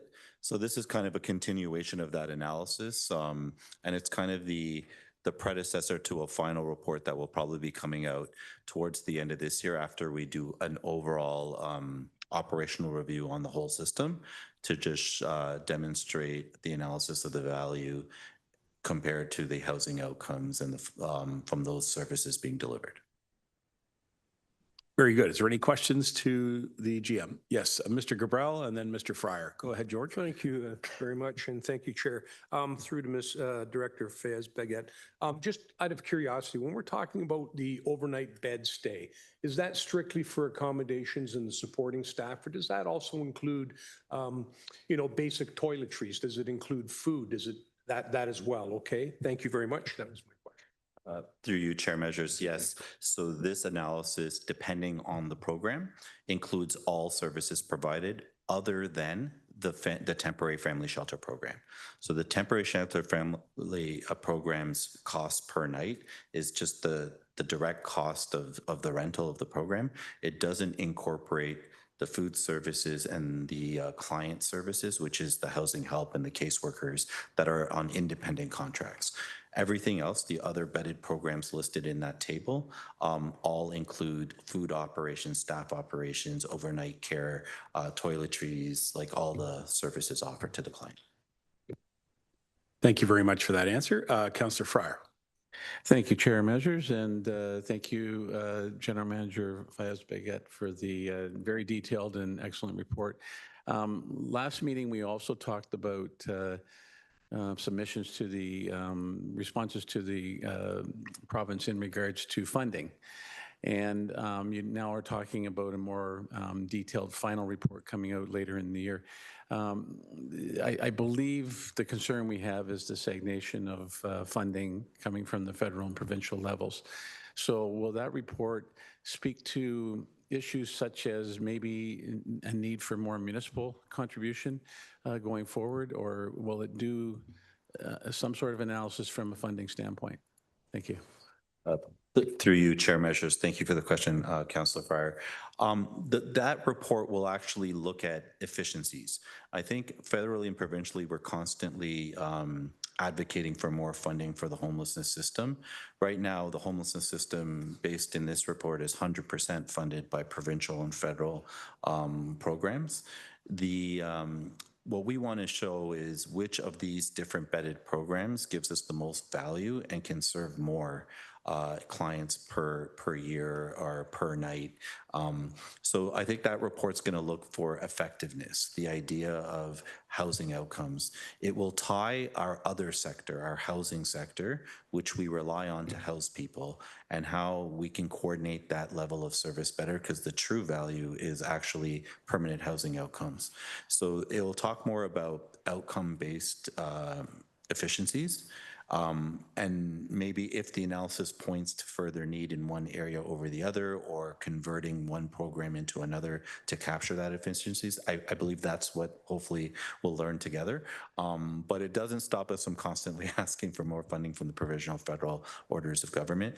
Over the last 4 years since we've introduced, or 3 years and a half, introducing our 10-point plan, we've seen considerable increases in both sectors, both federally and provincially. Some of it's one-time funding, and some of it's ongoing operational. And I know the federal government's reviewing their program as we speak. So these type of reports help us position ourselves to understand, or to help them understand, how we rely on that funding and what it does for the individuals we serve. Just to follow up, if I may, and my understanding in conversation with the general manager is, in Simcoe County's case, it is a very high level of contribution that comes into our county compared to many of the other areas where there's service managers. And so I can see the importance of having good data on the effectiveness of the programs, because we rely so much on that level of funding coming from those upper levels of government. So thank you very much for the reports. Go ahead. Thank you.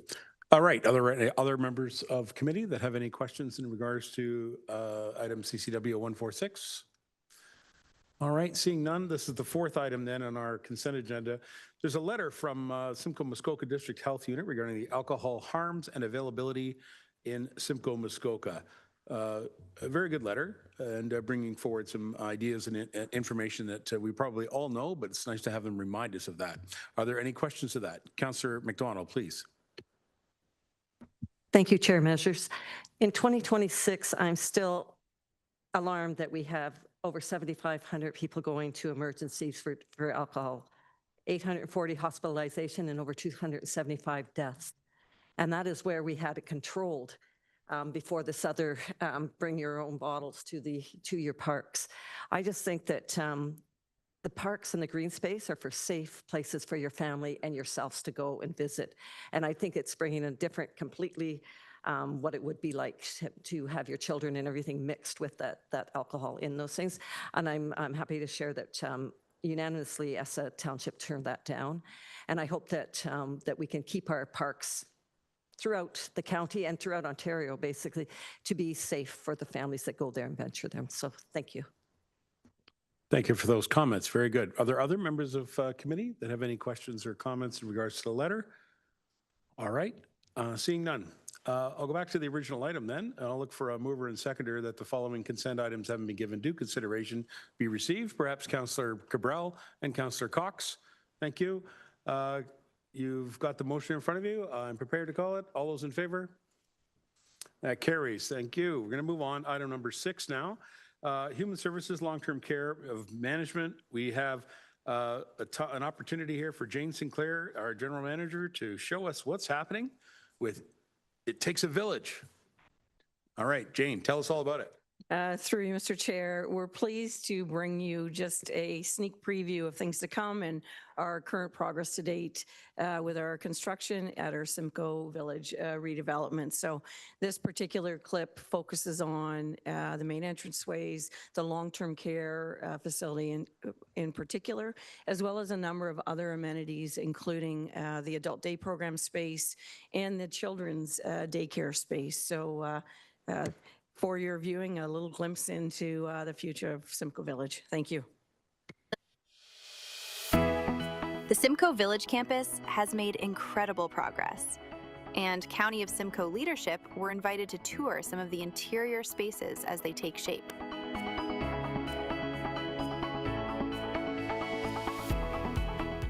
It's hard to showcase the scale and grandness of this facility on camera, You'll notice throughout the tour that windows and natural light have been incorporated throughout the build.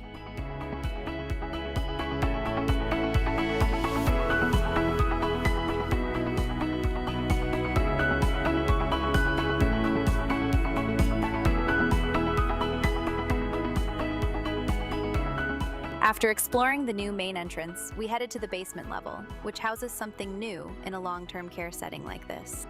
This is going to be our brand new child care center at Simcoe Village. First time we've incorporated child care into one of our campus redevelopments.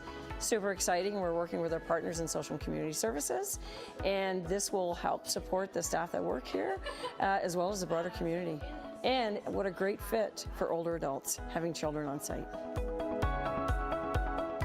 More community partners will be on the lower level, taking advantage of the bright windows and easy access. So this is the new adult day program. We lease the space to the VON, the Victorian Order of Nurses, and they operate an adult day program for older adults.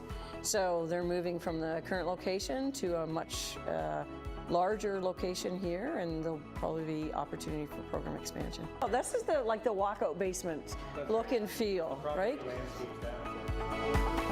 Yeah, which is a neat feature. So this is the home of one of our new staff lounges. This will support the close to 200 staff working in the new expanded long-term care home right above us, 3 floors above us. And you can see beautiful, bright windows, really nice place for staff to take a break, to just rest and enjoy a bit of downtime before they get back out onto the units.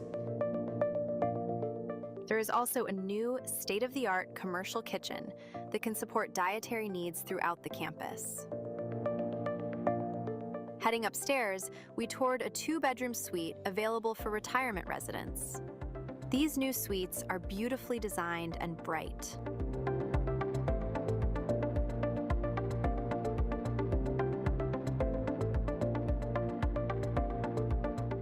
Next up, we toured some of the available amenities. This is the new home of our therapeutic pool that will support 2 swim lanes. Will also include treadmills in the base of the pools. This we know will be a really welcome addition for folks that live here and for community memberships. The public dining experience is sure to be second to none, with its own private kitchen and beautiful dining room.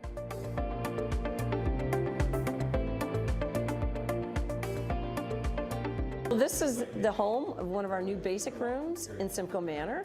As you can see, they're large, spacious rooms, full drywall separator that supports increased privacy as well as IPAC considerations. And each of the residents will have their own personal bathroom.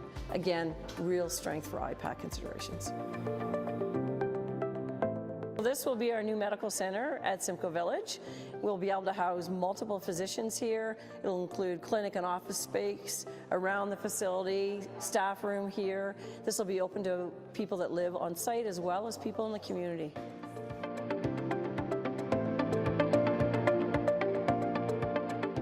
We ended our tour in the auditorium, an incredible space that will be home to many events, both public and private.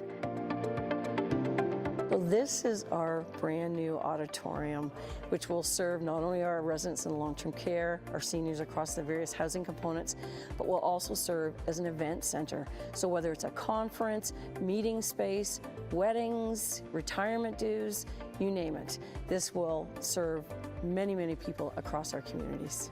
So thanks for joining us today on our quick tour of what's to come for Simcoe Village redevelopment.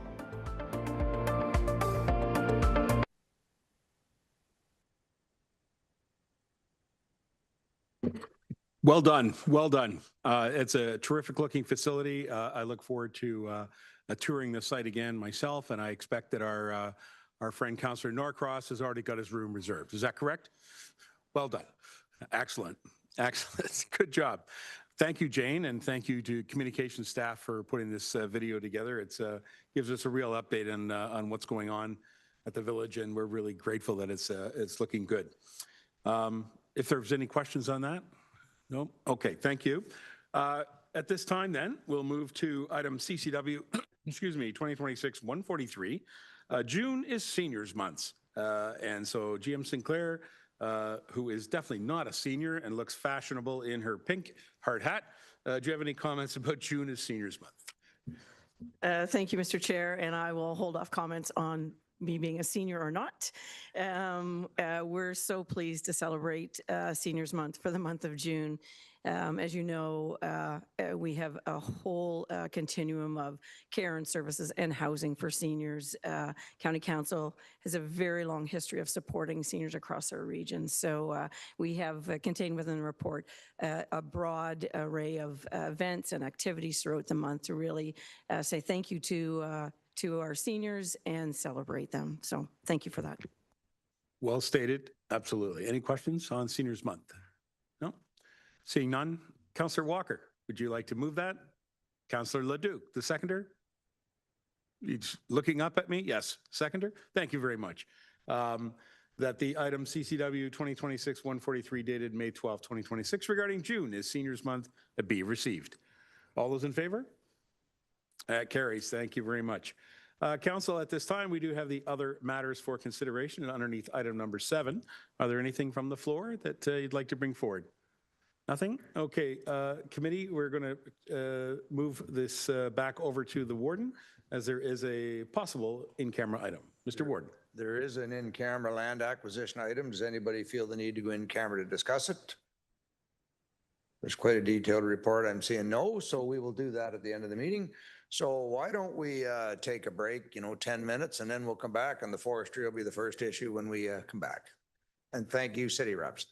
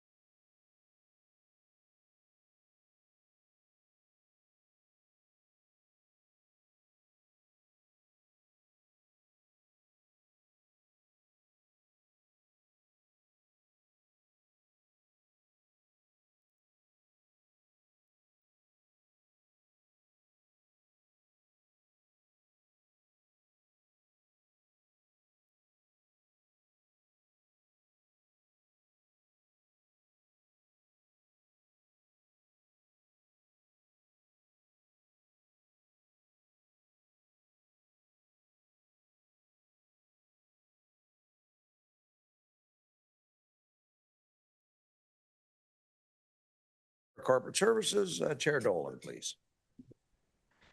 Thank you, Warden. So we're on item 8, which is Corporate Services Forestry 8.1, and it's the request for exemption to remove woodlands under the Forest Conservation Bylaw 6894. First, could I ask for a mover and a seconder to get the motion on the floor? Moved by Councillor McDonald and seconded by Councillor Michael Smith. Okay, questions or comments on the motion on the agenda? Councillor Cox. Yes, through the chair. I think that this is just my opinion. I think that this should go back to Clearview Township. I think that it needs to go back, but I also believe that I would like to say that we feel that it's something that we also need to relook at the tree bylaw also. But I think this needs to go back to Clearview, and I think there's this planning staff in Clearview and the town and the county staff and the NVCA staff have to work together to come to a solution for this problem, because it's not the first time and it won't be the last time we have this problem. And we need to work with farmers as well as the province is telling us to work with developers. Red tape, we hear all about developers. Red tape we're now hearing, and we've seen it with farming and applications and zoning for the regular soul who is out in our municipality who wants to do something. So I really believe that we really have to put 3 levels of government together, or 2 levels, and work hard to ensure that we are doing this right. So that is just my opinion on it, and I believe that this is something we all should be thinking about, because it's not the first time, like I said, and it will come up again. And more land is being gone to development, it's being gone. And the other thing we have to also remember is a lot of this mapping, and I could be totally wrong, but I don't think I am, is done from an office. Somebody looks at something. Our township got painted green in areas that, if you go out and walk there and look at them, they're not greenlands. And nobody walks and looks at it and checks and makes sure what it is. I'm not saying this is, but I'm just saying so many cases, the mapping is just done and it isn't at the local level and we don't see it. Thank you. Thank you. So just for ease of the debate, if we could look at this specific circumstance, and then I would ask Jim Elliott, what or when would the tree bylaw ever look to be looked at and revised? Thank you, through the chair. I guess to answer that first part of that question, when could we update this? If it's the direction of council for us to go back and revisit the specific elements of the bylaw, I couldn't see a world where staff would come back and recommend we didn't have this type of bylaw. We think it's very important. We could definitely look at tweaking, as we do with all of our bylaws, to make sure that aligns with the current needs and things like that. That would take a bit of time depending on the scope of this one, but to Councillor Cox's earlier point, it's the type of undertaking that we would want to do in concert with the Conservation Authority and the local municipality. In this case, we've got lands that are zoned at the local level as environmental protection, and that's exactly the purpose of undertaking an EIS that can help refine where the elements in those particular land areas are that are worthy of protecting, and some of the areas that might be available to repurpose for other uses. So, we would be happy to take that as direction. I think it's important, though, that we do follow a process, and we would be happy to work with our partners to make sure that we can navigate that process as quickly as possible. Thank you, Jamie Elliott. And could you just speak briefly to the presentation that the Planning Committee got on the new technology we're using to define our greenlands, our wetlands, or our wooded areas? Thank you. I see that our Director of Planning is here, and he's the one who's been leading that project, so I'm going to invite Nathan Westendorp down to speak to that exercise.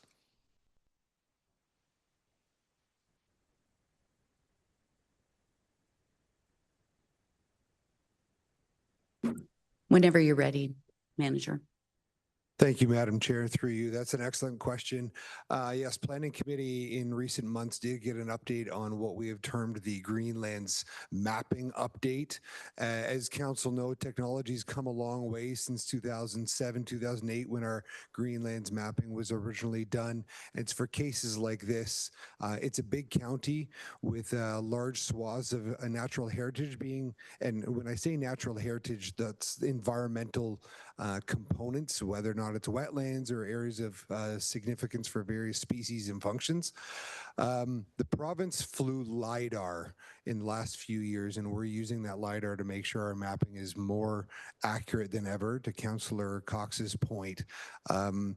We would like to be able to make sure that we can work with landowners, including the agricultural community, to identify the areas that need to be protected by legislation, and then still allow for our economic and our land uses to continue. So the update on that is that project does progress, and we are entering into the public consultation point this summer on helping the public understand how that mapping was produced, and where we go from there depends on the status of the county OP, to be perfectly honest.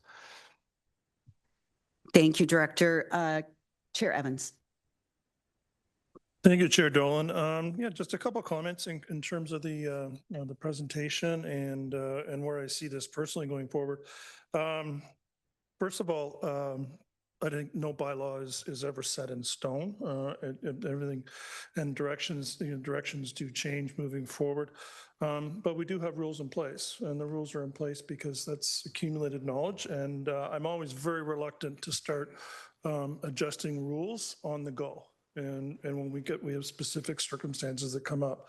In this case, Mr. Atkinson has presented to council a number of times before this council as well, with similar requests, and they have been refused. And so my natural inclination is to obviously reevaluate where we are in terms of current rules moving forward, and then look at that. Second part of my comments, Mr. Atkinson's arguments were taken as a corollary or opposite of, he named staff, he named the Department of National Defense, he named Clearview, and he named developers, all as doing things that somehow indirectly or directly compensated for him getting what he wanted in terms of being able to cut down those trees. I don't see that one ill canceling another. I don't see that as justification to let the request go forward. I'm firmly against that. Again, because there's a rules in place, and when we start changing rules on the go, we're opening it up for anybody and everybody to come in and start saying, well, my situation is unique, mine is different, mine is, therefore should be justified even though there's existing rules in place. I am in favor of a tree cutting bylaw, first of all. But I am in favor as well, as I said at the beginning, is that, it doesn't mean that we can't look at the tree cutting bylaw. I do recognize that we talk about urban versus rural in Simcoe County, and this is about a whole Simcoe County. It's not about Tiny Township, it's not about Innisfil, it's about all of Simcoe County. And we have different pressures on our lands. And I'm certainly in favor of farming. We all have to eat, everyone's got to eat. And supporting that. And, your indirect comment about developers do this or whatever, well, there are different requirements in terms of land and how that land is going to be used moving forward. I do see this as a Clearview issue. I would, that is to me, I'm sorry, it's in your backyard. You're the ones that should be dealing with this, you're brought into it essentially because we do have a County of Simcoe tree cutting bylaw. I'm not totally familiar with the Conservation Authority, but they certainly should be involved as well. So in long-winded, I do support putting this back to staff to look at this situation, but deeper than just this situation, looking at this situation as a precursor, an indicator of how the community and how our county is changing, and therefore how the tree cutting bylaw may or may not be adjusted moving forward to make sure, is it a systemic issue or is it an individual issue? An individual issue, I'm not so sympathetic with, but a systemic issue that's occurring throughout our county, yes, let's take a look at it, give staff, that's why they're here, give them the opportunity, got very capable people to look at this and see if there are trends or things that we can do to make sure that if this is a systemic issue, it doesn't happen again in the future. Thank you, Chair. Councillor Burkett. Thank you, through you, Madam Chair. I'm just curious, when a quarry comes in and provides or submits an application, and of course, I know at our township, we would deny it, do the quarries have to conform to all the studies that need to be done when it's a tree lot? And I don't know the answer to that. I should have asked our staff, but not sure if Nathan can answer that for me. GM Elliott or Director Wessenthorpe? Thank you, Madam Chair. Through you, that's an excellent question. Aggregate resources are treated differently under provincial planning policy. There are studies that they have to do. In the County of Simcoe, just overall, they're subject to local official plan amendment processes, but there are certain requirements under provincial planning policy that they have to meet. But at the end of the day, they are subject to a permit that they need from the province. So again, there's layering of approvals, but they are subject to their a series of specific rules that apply to them. Supplementary, if I may, through you, Madam Chair. So thank you, Nathan, for that. So if there's an environmentally protected area on a proposed aggregate application, do they get a trump card on it? Like, I'm just curious how it works. Through you, Madam Chair, every site is different, so it's a little difficult for me to say, but if there's environmentally protected areas, in my experience, they're typically assessed, and then the province and the local authorities determine how those features and functions, if they are there, are to be dealt with, whether or not they're to be avoided or replaced, or whether or not it's appropriate to develop on the site. So it's very case specific depending on what's there. Thank you. Thank you. Alternate Councillor Burkike. Yeah, some of these issues were touched on already, but I don't really understand how we can provide an exemption, because that doesn't negate the local zoning. So it's really, this is the last step, not the first step, I think, in my mind. The county can't override local zoning. It needs to go to Clearview. Thank you. Councillor Gordon. Thanks. So we've obfuscated this a little bit because we're talking about different things. This particular request that's on the floor that we're talking about is about this exemption. So I agree that staff have already done their research on it, and they have recommendations here that we can either agree with or disagree with. The broader discussion about, reviewing the entire forest conservation bylaw, I don't know if that really belongs in this conversation. That's like a new, basically, notice of motion or something we need to come up with. I agree that we should review it. All bylaws should be reviewed. I know that in our community, there's large tracts of land where trees get cleared as part of development that we approve locally. And while it's sad to see the trees go, can't coexist with a paved surface. And trees typically go in later in site plan, and we do enforce that. But we've also had in our municipality some clear cutting that did offend the forest conservation bylaw, and it came to our attention, and the people were investigated and charged by the county and paid their fine, their penance. And now they're moving ahead with the development that they had intended to all along. So that was a case where it was easier for them to ask permission or forgiveness than permission. And I guess the fine was part of cost of doing business. However, in speaking with them, they're not going to do that again. But the reality is this stuff happens without going through the process. So that was my one comment, that if we're going to talk about a holistic review of the conservation bylaw, I'm in favor of that, but that's really a separate conversation to what we're having right now. In this case, in reading the staff report and all the scheduled materials, notwithstanding I think a very eloquent deputation that I understand the applicant's desire, but right now it doesn't meet with it doesn't pass the test. So, the staff recommends that we refuse it in this case. And, I don't see any reason to go against that because the report stands on its own. I do believe that the local municipalities should have a say in this, and this should go back to them.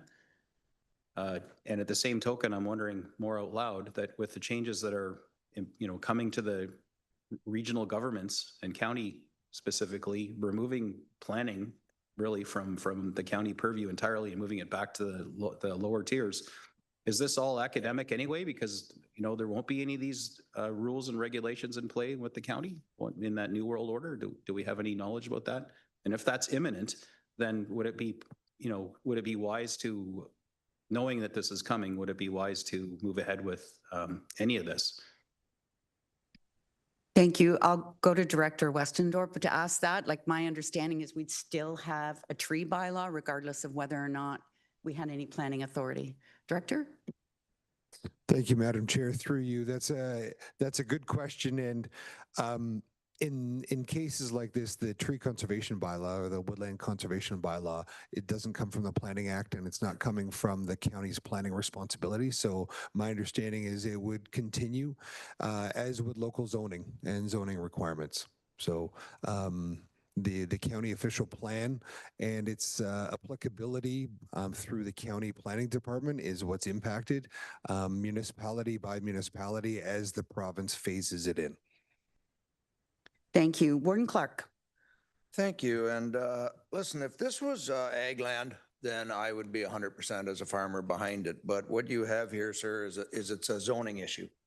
And that's something that's got to get corrected first. And we have allowed cutting of trees for agriculture in ag land, but not in environmentally protected areas. Interesting. And I know how these zoning issues can creep up. I live on 100 acres, good old Irish stones. My farm is on the highest point that you could build a house and a barn. And right in my backyard is a beautiful 20-acre hardwood bush that I never plan on cutting down. It's my sugar bush. And it 20 years ago became green space. I'm fine with that. I'm not cutting the trees down. And then 10 years ago, it became natural heritage. I'm questioning that one, but okay. Well, now on our new official plan, it's NAP. Same piece of land. It's the highest point on my farm. So now I can't even replace my shop because I'm right on the edge of NAP land. So I actually have the email right in front of me. There is no unevaluated or evaluated wetlands on the piece of land that's NAP. Nobody can answer how it got zoned that way. But the easiest step forward is to apply for a pre-consultation, pay, and then sit down with the County of Simcoe, who's not the problem. It's not on the county mapping, so there's a plug for you, Rob. It didn't happen here.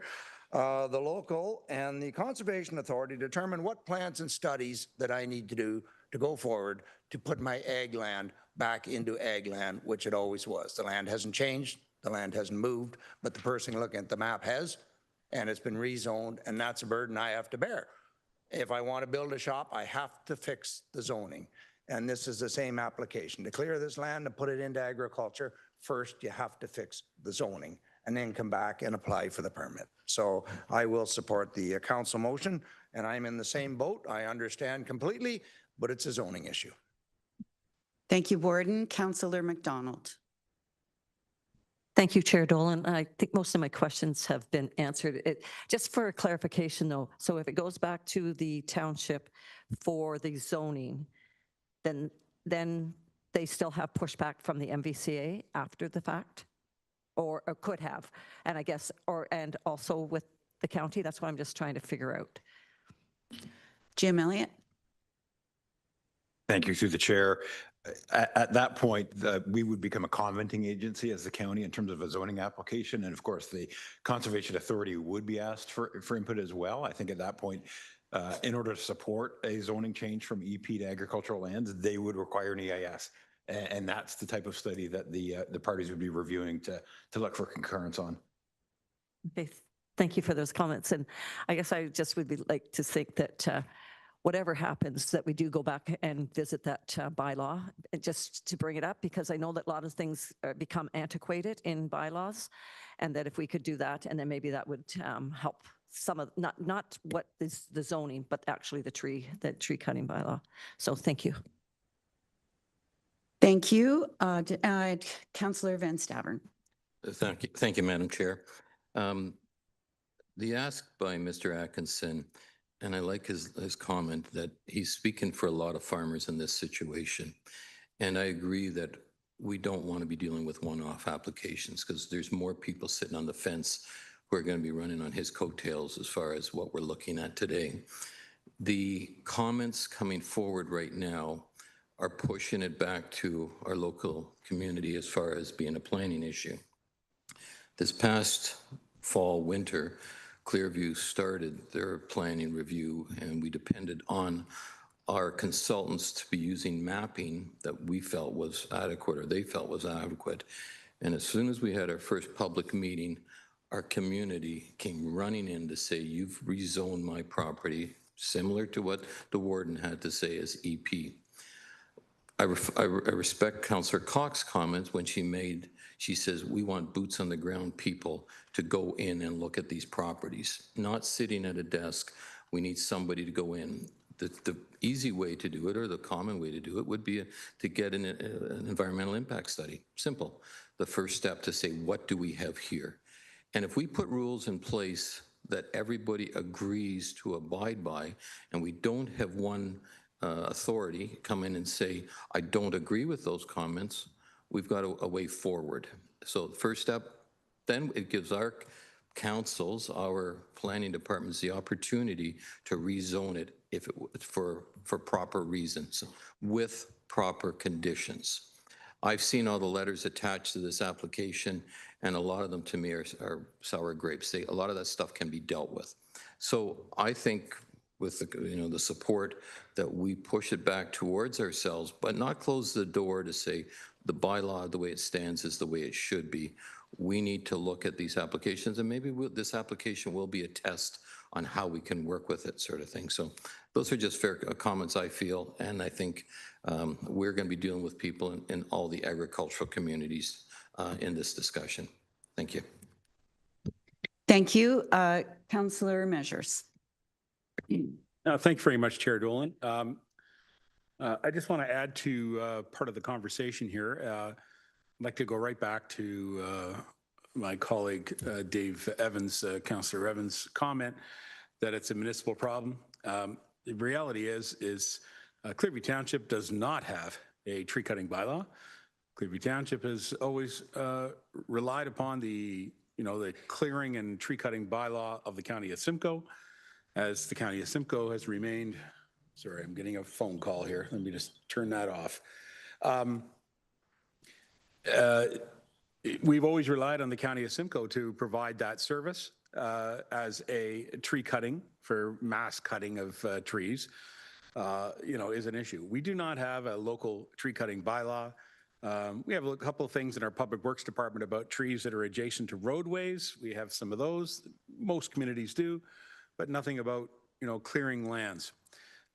Second thing, absolutely support what Councillor Van Staveren brought to your attention, and as our Deputy Mayor, he's very aware of this, that our official plan process created a real buzz in our community when so much of our community was sort of instantly transformed into environmentally protected, such that people that had literally empty lots when they built their home 20 years ago and had planted trees in their backyard to enjoy the shade and enjoy the different oriental trees that they had purchased, and then find out that their backyard is now environmentally protected. Well, that's just not acceptable, because that's these landowners have done this on their residential property, and that's not right.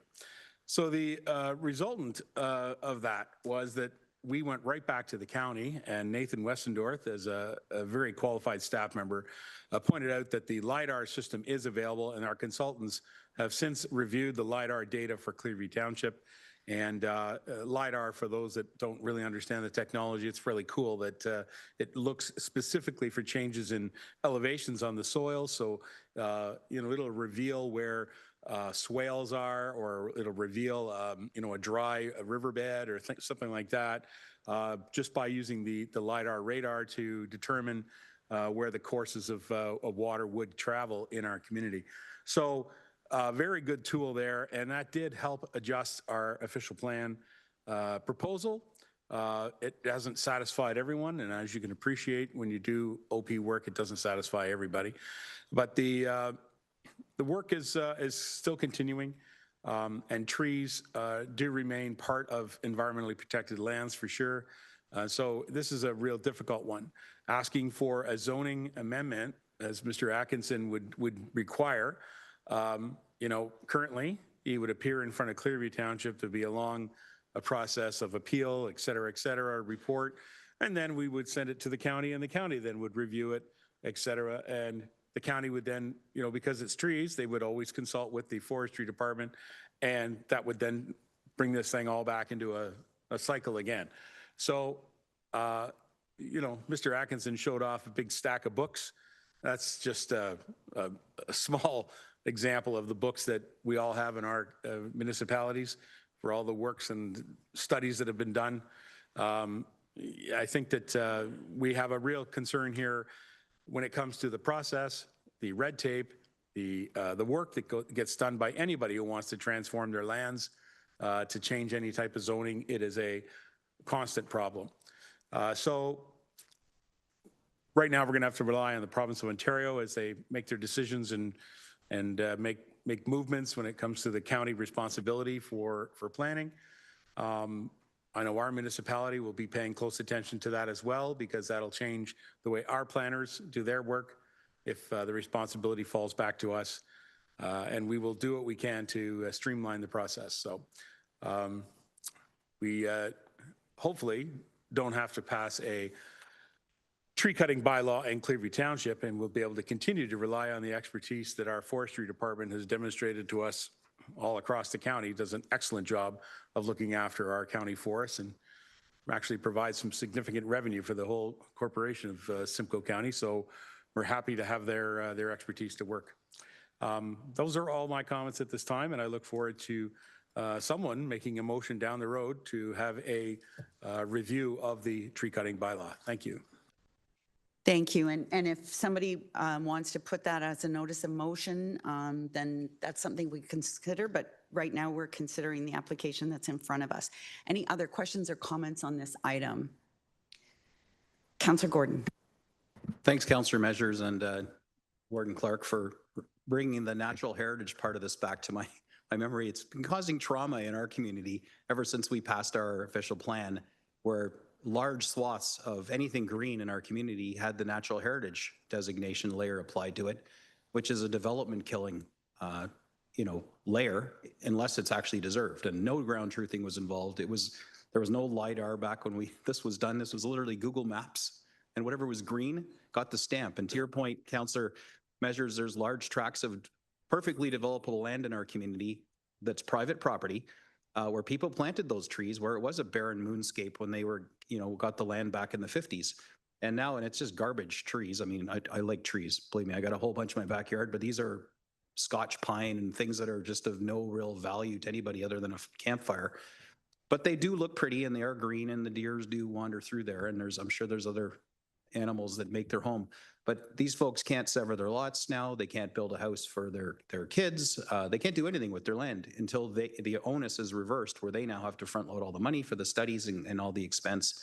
And with the ever-changing landscape of the province, where this species at risk thing is applicable, now it's not. And it's just wild and crazy. Even our planning folks are having a hard time with it. So we're undertaking a natural heritage review to review the largely misapplied development killing layer in our municipality, all of which is a settlement area, every square foot. And to make sure that where it is worthy, because clearly in these exercises, as we're helping landowners and developers through the process, there are areas deserving of that protection, clearly. But it is not just because it's green on Google Earth. So this is a good point. We are authors of our own demise, I think, through goodwill and good intentions, because we don't want a moonscape. We want to have treed, beautiful urban municipalities, not much like our rural neighbors. And we don't want large sections just clear cut for the sake of it, just because people don't like raking leaves or whatever their motivations are. But this is something that I think a lot of the urbans are also facing, not just our rural neighbors. So while I definitely share our proponents' concerns here, it is something that's happening even in our small, micro acreages in urban municipalities, as we struggle to try and make sure that trees remain a vital part of our community, not just in our streetscapes, but also in backyards. But that open developable land would be subject to development. So there's a point of order. I'm sorry. Councillor Bell? I'm just not understanding how this is a completely different situation. We're talking about a farmer and his field in Clearview. I'm getting lost in some of this. Just would like it maybe get to the point. Okay, if we could ask you to. Sorry, the point was the nexus that this is not just because we're talking about potentially denying this. That's the staff report. This is a farm and to, as I want to repeat this, Councillor Measures and our warden have mentioned this is not just an issue for the rurals, it's also for the urbans. So while the staff report suggesting the denial stands, it also equally applies to urban people, not just farmland. And that's the point that I was trying to make. So sorry if that offended anybody or listened to me drone on, but I think I made my point. Thank you. Thank you. Councillor Anderson. Thank you through the chair. So I understand, again, this is a zoning issue, particularly for Township of Clearview. And so I'm just struggling to understand procedurally on this aspect that if we deny the application today, does the applicant have an opportunity to come back in a certain time frame? Realizing zoning does take some time, or would it be better to put this back, to defer this back to staff and keep the application open until such time that an application for zoning may appear, rather than just dealing with the situation today as a denial? And I'm just looking to the GM or maybe the clerk as to if there is any implications of denying an application as today and whether that can come back. GM Elliott. Thank you through the chair.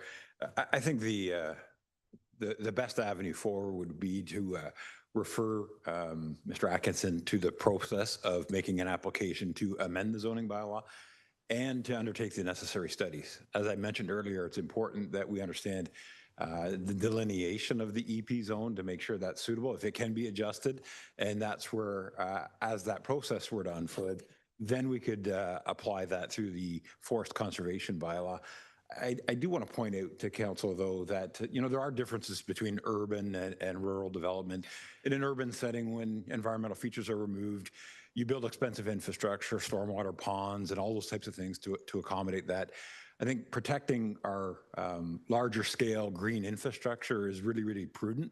And I think staff have done a really good job of balancing the needs of our businesses, our residents, our agricultural communities, without just carte blanche allowing the moonscaping, to your point, Councillor. I think that's a really important thing. So the bylaw is available to be amended or at least accommodate the unique needs on a particular parcel of land.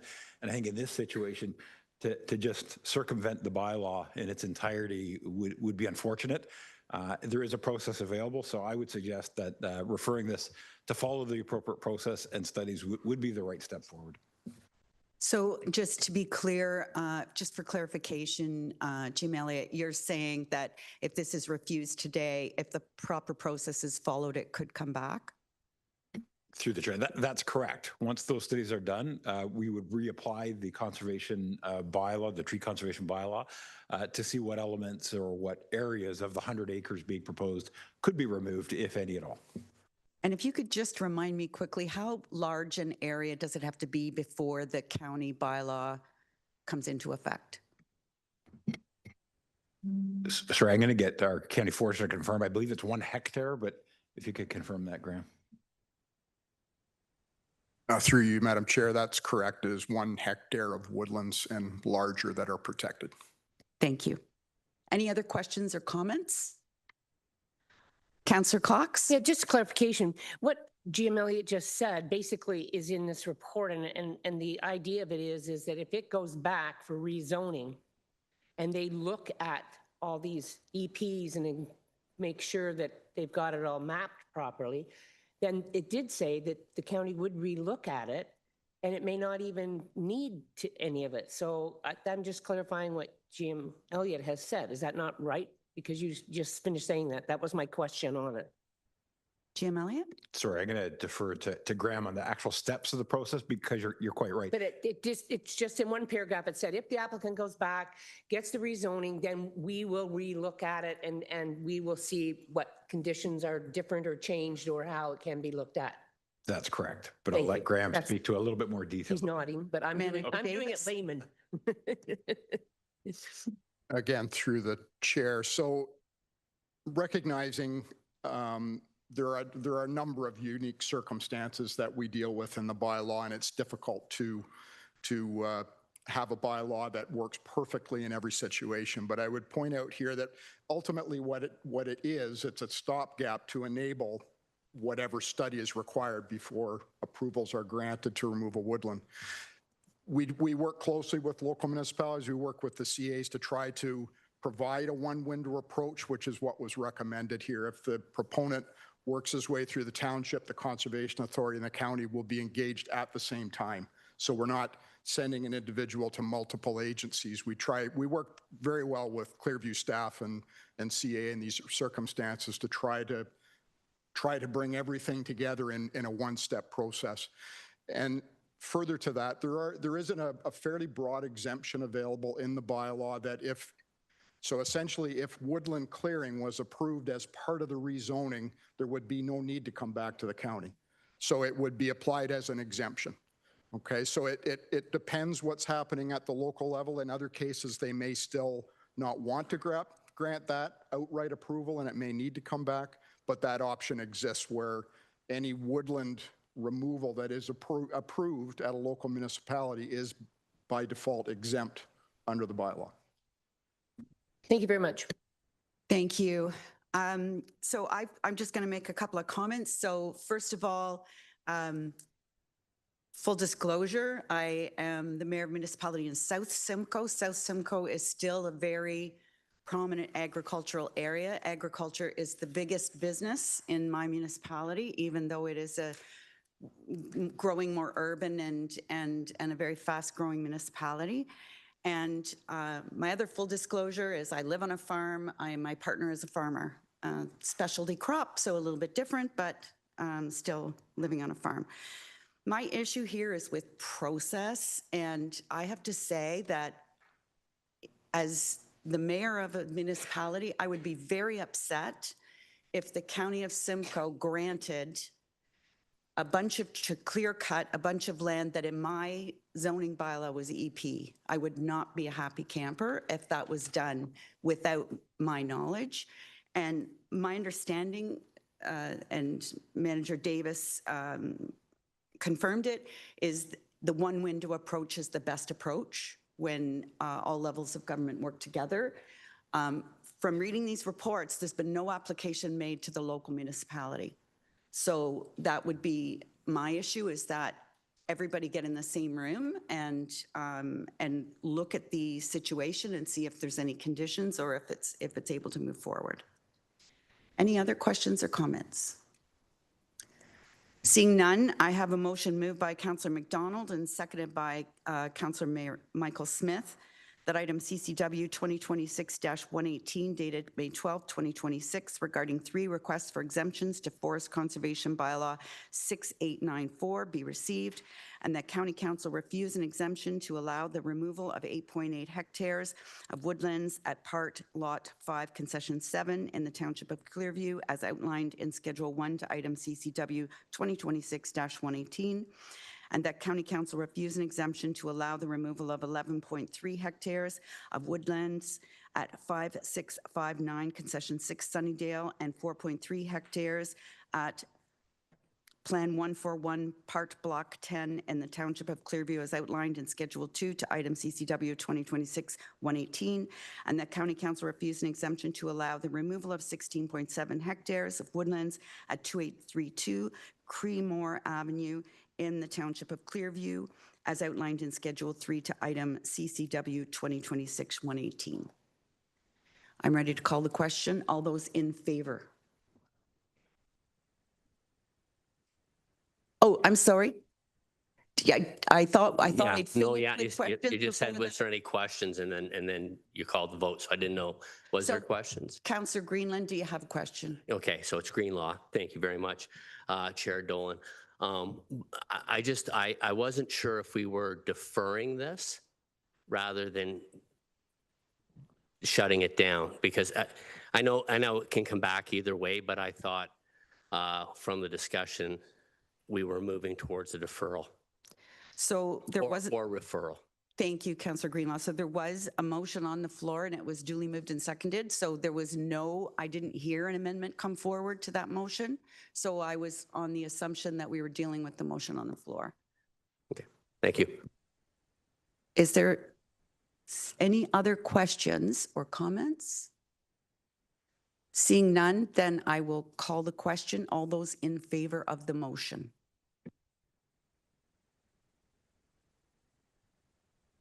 All those opposed? 7 opposed, that carries. Thank you. Next is item 9, which is, are there any other matters for consideration under corporate services? Seeing none, I'll pass it back to you, Warden. Thank you, Chair Dolan. And Chair Evans, performance management, please. Thank you, Your Worship, and thank you, Chair Dolan. You earned your money today. So moving on to consent items under performance management, we have a number here. I just got an update this morning. There's been a number of letters, 10.1, 10.2, 10.3, 10.4 with regards to Bill 100, and I'll certainly give each of you an opportunity if you'd like to speak to it, but I think they're somewhat similar as they go through. I would like to just give just for the public though, a little bit of an update of Bill 100, which was given royal assent on May 8th. So some of the salient points of what went through and as they pertain to the County of Simcoe. First, 5-6 main points. The warden in the County of Simcoe will no longer be selected under the current county process. I know this may be redundant, some of this information, but I just want to make sure everybody's aware of it. It allows the Minister of Municipal Affairs and Housing to appoint the head of council, i.e. the warden in our case, after the 2026 regular election and future elections. If the minister does not appoint the warden, county council would appoint one.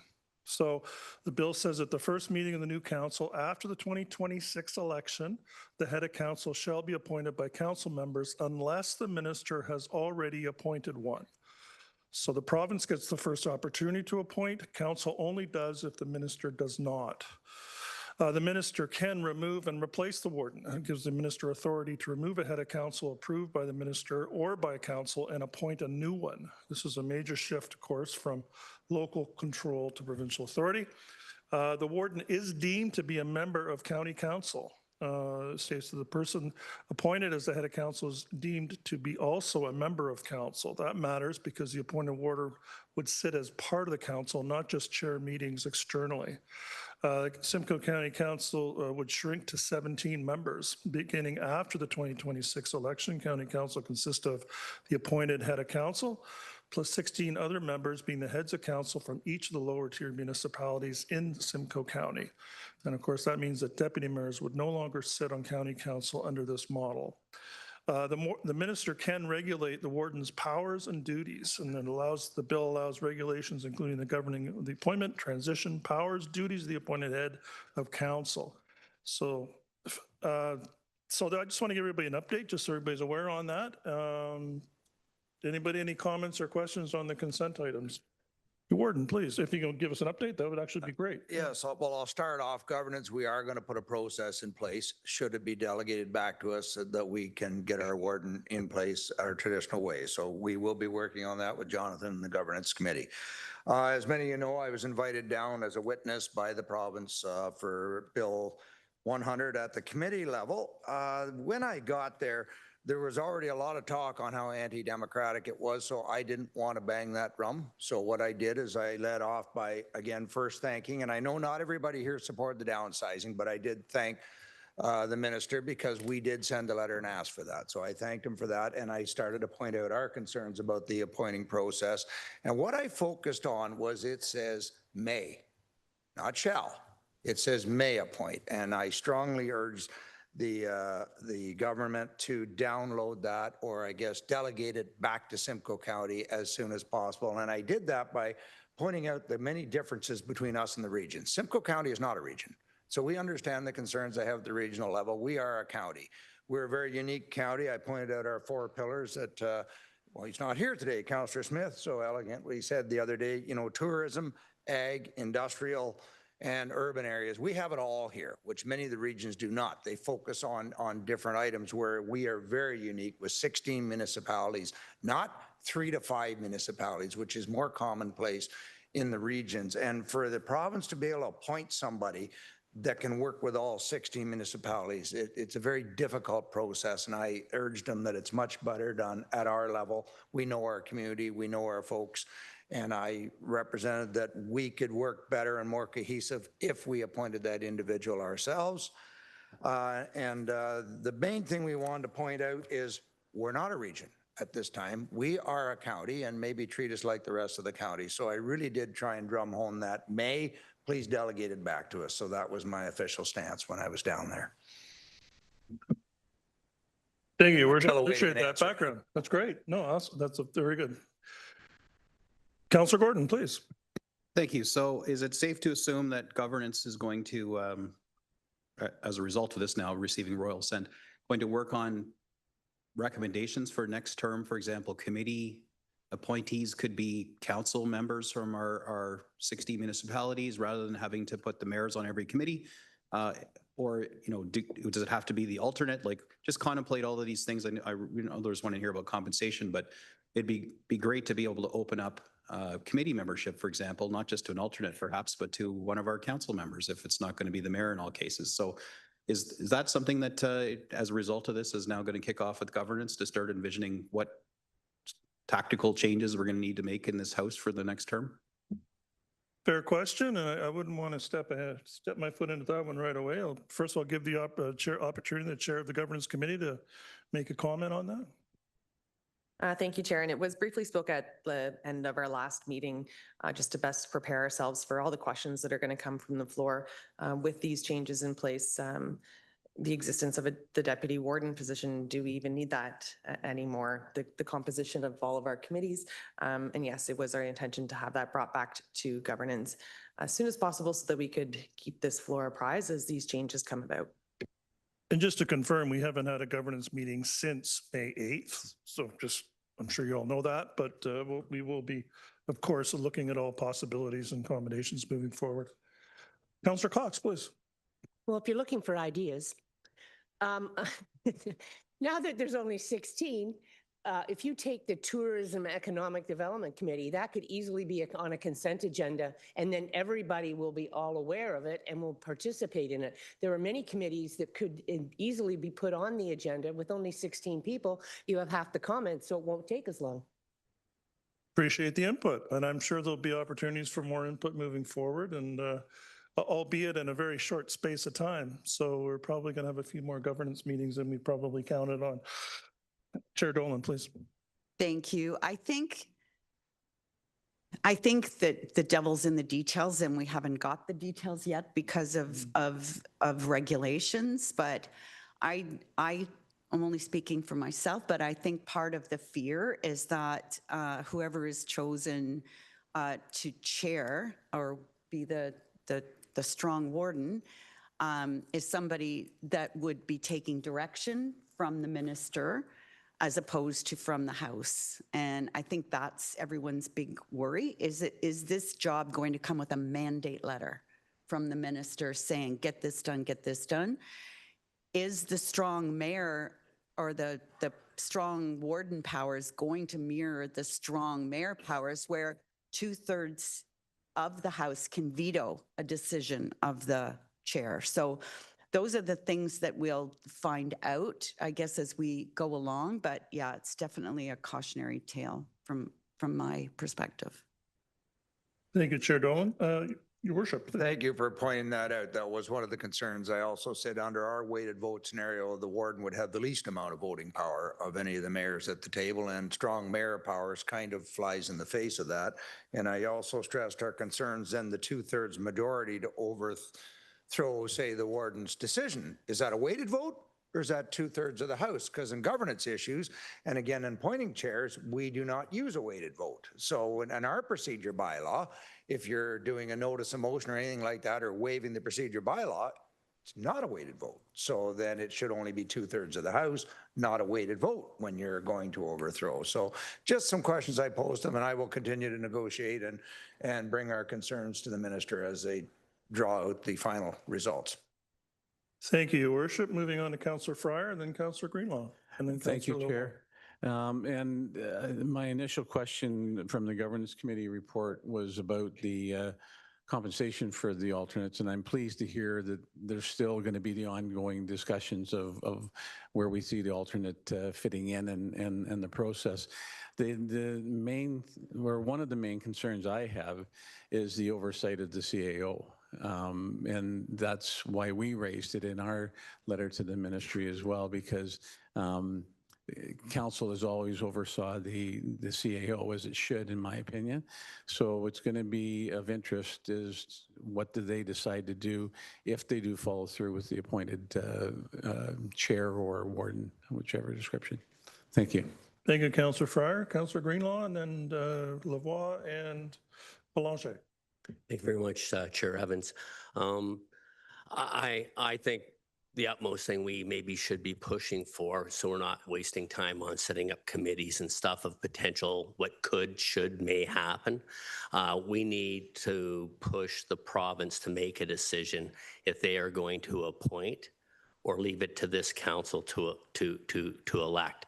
So until we know that, I think it would save us a lot of unnecessary wasted time of looking forward, and that needs to be, they need to make that choice or decision before August 31st, so that if there are candidates in this chamber or other chambers throughout Ontario, they can make their decisions rather than wasting time on election potential goals that may not be necessary, or creating other by-elections after somebody may win their mayorship in a municipality and then be told that they have got this. But also, I think optically it doesn't look good when people can't get the support from their own municipalities, but then the booby prize is you become the warden of 16 municipalities. So that's just my comments.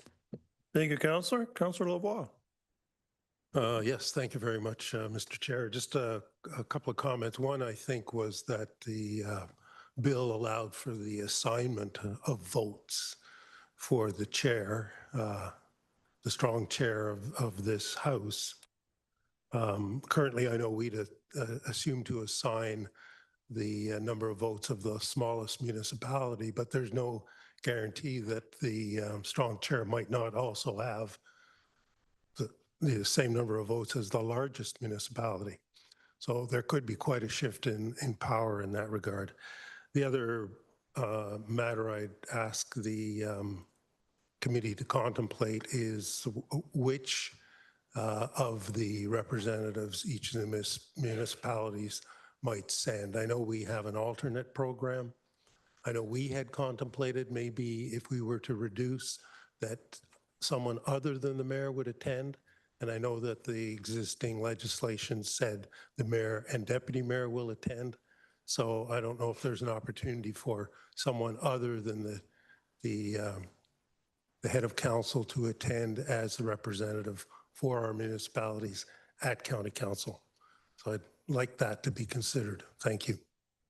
Thank you, Councillor. Alternate Councillor Belanger. Thank you, through the chair. I have a concern of just the domino effect of all this. We've certainly in the past had a mayor that was a warden. I've been told that that was an amazing draw on his resources and his attention to the town. So now we're taking it to the mayor level. The mayor level, if serving on county council and has to be on more committees and spend more time with county council. And then that downloads more on our deputy mayors within our municipality, who, by the way, in many municipalities is quite a low paying position. And I think there needs to be attention to fairness and, equity of work, and that all of these positions need to be looked at and looked at the impact. In my opinion, it's a little bit of downloading, because I think that the municipalities are going to have to look at the compensation for deputy mayors and pay more. So I don't know right now if there's been any assessment of the amount of time that would be required by a mayor serving on county council under the new structure. But we need to understand the impact that's going to have on our municipality. Thank you for your comments. We have Councillor Walker, then Anderson and McDonald. Councillor Walker, please. Thank you, Mr. Chair. Just I agree with the comments from Councillor Greenlaw with respect to the appointment or a decision on the method of appointment of the warden. The other question I have is the recommendations that are going to be coming forth from the Governance Committee. Who is going to decide on implementation of those, this House or the next House? Good question. I would believe that, Warden, if you'd like to. Well, anything from governance would be decided here. So if we're appointing our own warden, we can put all those rules in place. However, it's done by the province. No, it'll be whatever rules they have put in place, right? Councillor Walker, anything else? Okay, good. Thank you. Councillor Anderson and then Councillor McDonald. Thank you through the chair. Just a comment that I believe the governance structure would also have to be looked at. If I'm not mistaken, the chairs and vice chairs sit at governance plus the warden and deputy warden, which is 8 members out of 16. So we would have to look at the governance structure as well. Lots of comments for the clerk here. So it's good. Good. Councillor McDonald, please. Thank you, Chair Evans. I think my biggest concern, and has been from day one, is that we most of the municipalities have sent out letters on this Bill 100. They passed it, the letters go in. There's no dialogue or communication to actually say, let's look and see what, some of the thoughts and some of the reasons why this is important for all of the residents, because ours was driven, a lot of the comments from our letter was driven from our own residents, along with our council. So if we say to the minister, to Premier Ford, stop, put a pause on this. We need to get our information out there. They're not. They've already passed things. They've already gone to, so to me, we're talking to a wall that's not listening. There's no doors opening up for us to be able to bring our thoughts forward. And I think that democratic process is lacking, and shame on anyone that does not want to hear the good of what this House has to say. And all of our own municipalities, all of our councils, all of our staff. And I mean, just to even be able to say, okay, next, check it off. I mean, I went down to 2 meetings with ministers, and I could tell you exactly step by step. And so I did I did physically say what I thought. And he goes, well, no. And the next week, some of those took to fruition.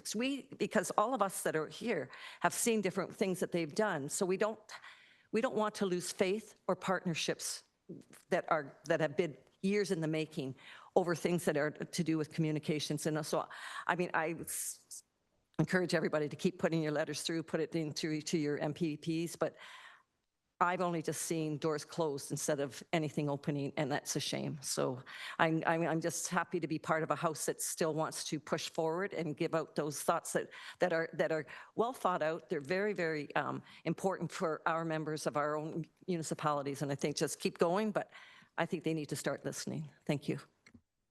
Thank you for your comments, Councillor McDonald. Councillor Cabral, please.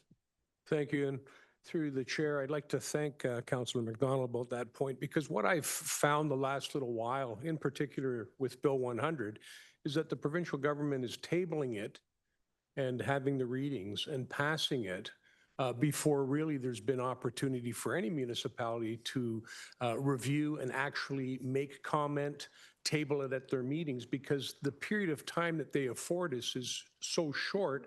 Councils often only have maybe 1, possibly 2 opportunities to speak to it. And in most councils' positions, those notices of motion or to get it on the agenda has to happen before that meeting. So I really think it's a disservice to councils and also a disservice to the residents of this province when the provincial government does it that way and basically curtails the opportunity for residents. And I'll be honest with everybody, full disclosure, I did make a written submission to the committee with respect to Bill 100. And I found that it was very, very quick, very, very fast, and all of a sudden it's cut off. So we're seeing right now the results of that. Resolutions that have been passed by municipal councils in respect of Bill 100 that are now appearing on our council's agenda here today that were passed by our local municipalities and others probably throughout the province when the legislation's already received royal assent. So I think that's a real issue that maybe the provincial government should look at, is providing ample opportunity. Their schedules obviously don't mesh with local municipal governments. So that's my only comment there, and I thank Councillor McDonald for bringing that up. Thank you, Councillor Cabral. Any further comments? Can I get a mover and a seconder to pass the consent? Perhaps Councillor McDonald and seconded by Councillor Cabral, if I could. I appreciate that. And the motion is that the following consent items haven't been given due consideration be received. All those in favor? Any opposed? Thank you very much. Motion is carried. Moving on. So 2 agendas here, not usually work out paper. To item CCW 2026-153, nomination for Association of Municipalities of Ontario, and specifically the Secretary Treasurer position. And I will pass this over to CIO Aitken for an introduction, if I could. CIO's on the phone. Hold on a second.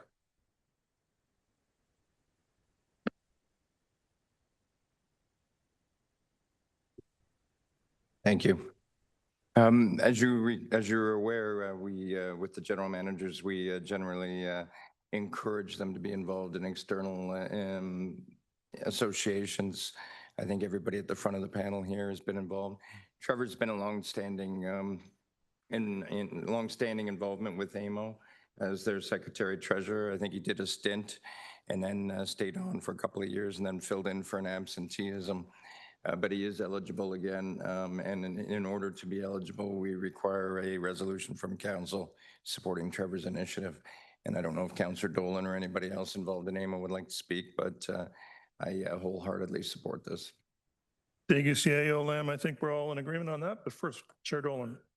Thank you so much. First, it would be my honor to move this recommendation if you'd allow that, Chair. And secondly, to say that it would be wonderful to have GM Wilcox back in the chair at AMO. It's a great opportunity, as the vast majority of the people that sit on the AMO board are elected.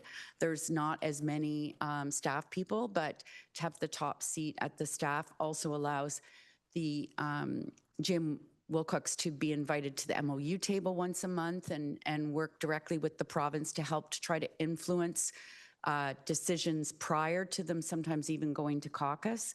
So it's a great benefit to us, and I think Trevor does a wonderful job. And should there be other people come forward with their nominations and there's an election at AMO, I know we can count on the Simcoe County election team to get Trevor elected in this position for another 2 years. And I commend him for putting his name forward yet again. Thank you, Chair Dolan. Yes, I think we're all certainly behind General Manager Wilcox on this, but certainly I should give you the opportunity to either accept or deny now that we've already pretty much nominated you. Thank you, Chair. Yes, I'm very honored and would happily put my name forward. Thank you. Thank you very much, and I appreciate you doing so. So does the House. Councillor McDonald, please. Thank you, Chair Evans. I had the honor of campaigning with General Manager Wilcox on his first time out, so I'll be there cheering and campaigning for sure. You do a great job. Thank you. Thank you very much. Any further comments? Councillor Cox? No? No, you're good. Okay. I have a mover for the motion, Chair Dolan. Can I have a seconder, please? Councillor McDonald? Thank you very much. And the motion is that item CCW 2026-153 dated May 12th, 2026 regarding nomination for Association of Municipalities of Ontario Secretary Treasurer be received, and that council support the nomination of Trevor Wilcox, General Manager, Corporate Performance, for the position of AMO Secretary Treasurer for the 2026-2028 AMO Board of Directors term as outlined in item CCW 2026-153. All those in favor? Any opposed? And again, motion's carried. Thank you very much, General Manager Wilcox, for putting your name forward, and any help we can provide in your next 2 years, please feel free to ask. Thank you. Moving on to item CCW 2026-154, which is a notice of termination from Integrity Commissioner and procurement approach for replacement. This has impacted a few of our lower tier municipalities as well. I'll just pass it over, Clerk, if there's anything you'd like to add to this. I think we're all pretty clear on this. Yeah, through you, Mr. Chair, nothing to add from the report. We received notice of termination from the Integrity Commissioner, and we're looking to go out with an RFPQ process, reporting back to Governance Committee to make a recommendation to this council about the new appointment to take place in 2027. And the RFPQ would be structured in such a way that any lower tier municipality could take advantage of that slate of applicants as well. That's something we've done previously that's worked out quite well. Thanks. Thank you, Clerk, and I appreciate the inclusion of the lower tiers for consideration. So is there any comments or questions? Councillor Leduc? No? Okay. Seeing none. Councillor Cox? Oh, okay. Well, we'll go with the movers. Councillor Leduc and seconded by Councillor Cox. And the motion is that item CCW 2026-154 dated May 12th, 2026 regarding notice of termination from Integrity Commissioner and procurement approach for replacement be received and that staff issue a request for pre-qualification for Integrity Commissioner services as generally outlined in item CCW 2026-154 and that staff report back to Governance Committee with a list of pre-qualified proponents for consideration and recommendation to County Council for appointment. All those in favor? Any opposed? The motion's carried. Thank you very much. Are there any other items for consideration for performance management? Seeing none, thank you for your indulgence, and I'll pass it back to you, Warden. Thank you. I just have the closed item. James, did you get your questions answered, or does anybody need to go in camera for the closed item? I'm not seeing any, so I will read the motion that direction in camera and recommendations contained within confidential item CCW 2026-145 dated May 12, 2026 regarding a proposed or pending acquisition or disposition of land by a municipality or local board be approved and voted upon in accordance with section 239(6)B of the Municipal Act. Moved by Councillor Norris, second by Councillor Leduc. All in favor? That is carried. Thank you. And now I'll look for a mover to adjourn. Moved by Councillor Gordon, second by Councillor Van Stavern, that we now adjourn Committee of the Whole at 11:56 a.m. All in favor? That is carried. And then we have our training shop later. Deputy Warden, what time did you want to call everybody back in? 12:30? Warren, I don't feel I'm qualified to answer that question. That would be at your discretion. 12:30 sound good, everybody? Lunch is ready. We'll have a quick lunch and then come back and finish our lunch in here.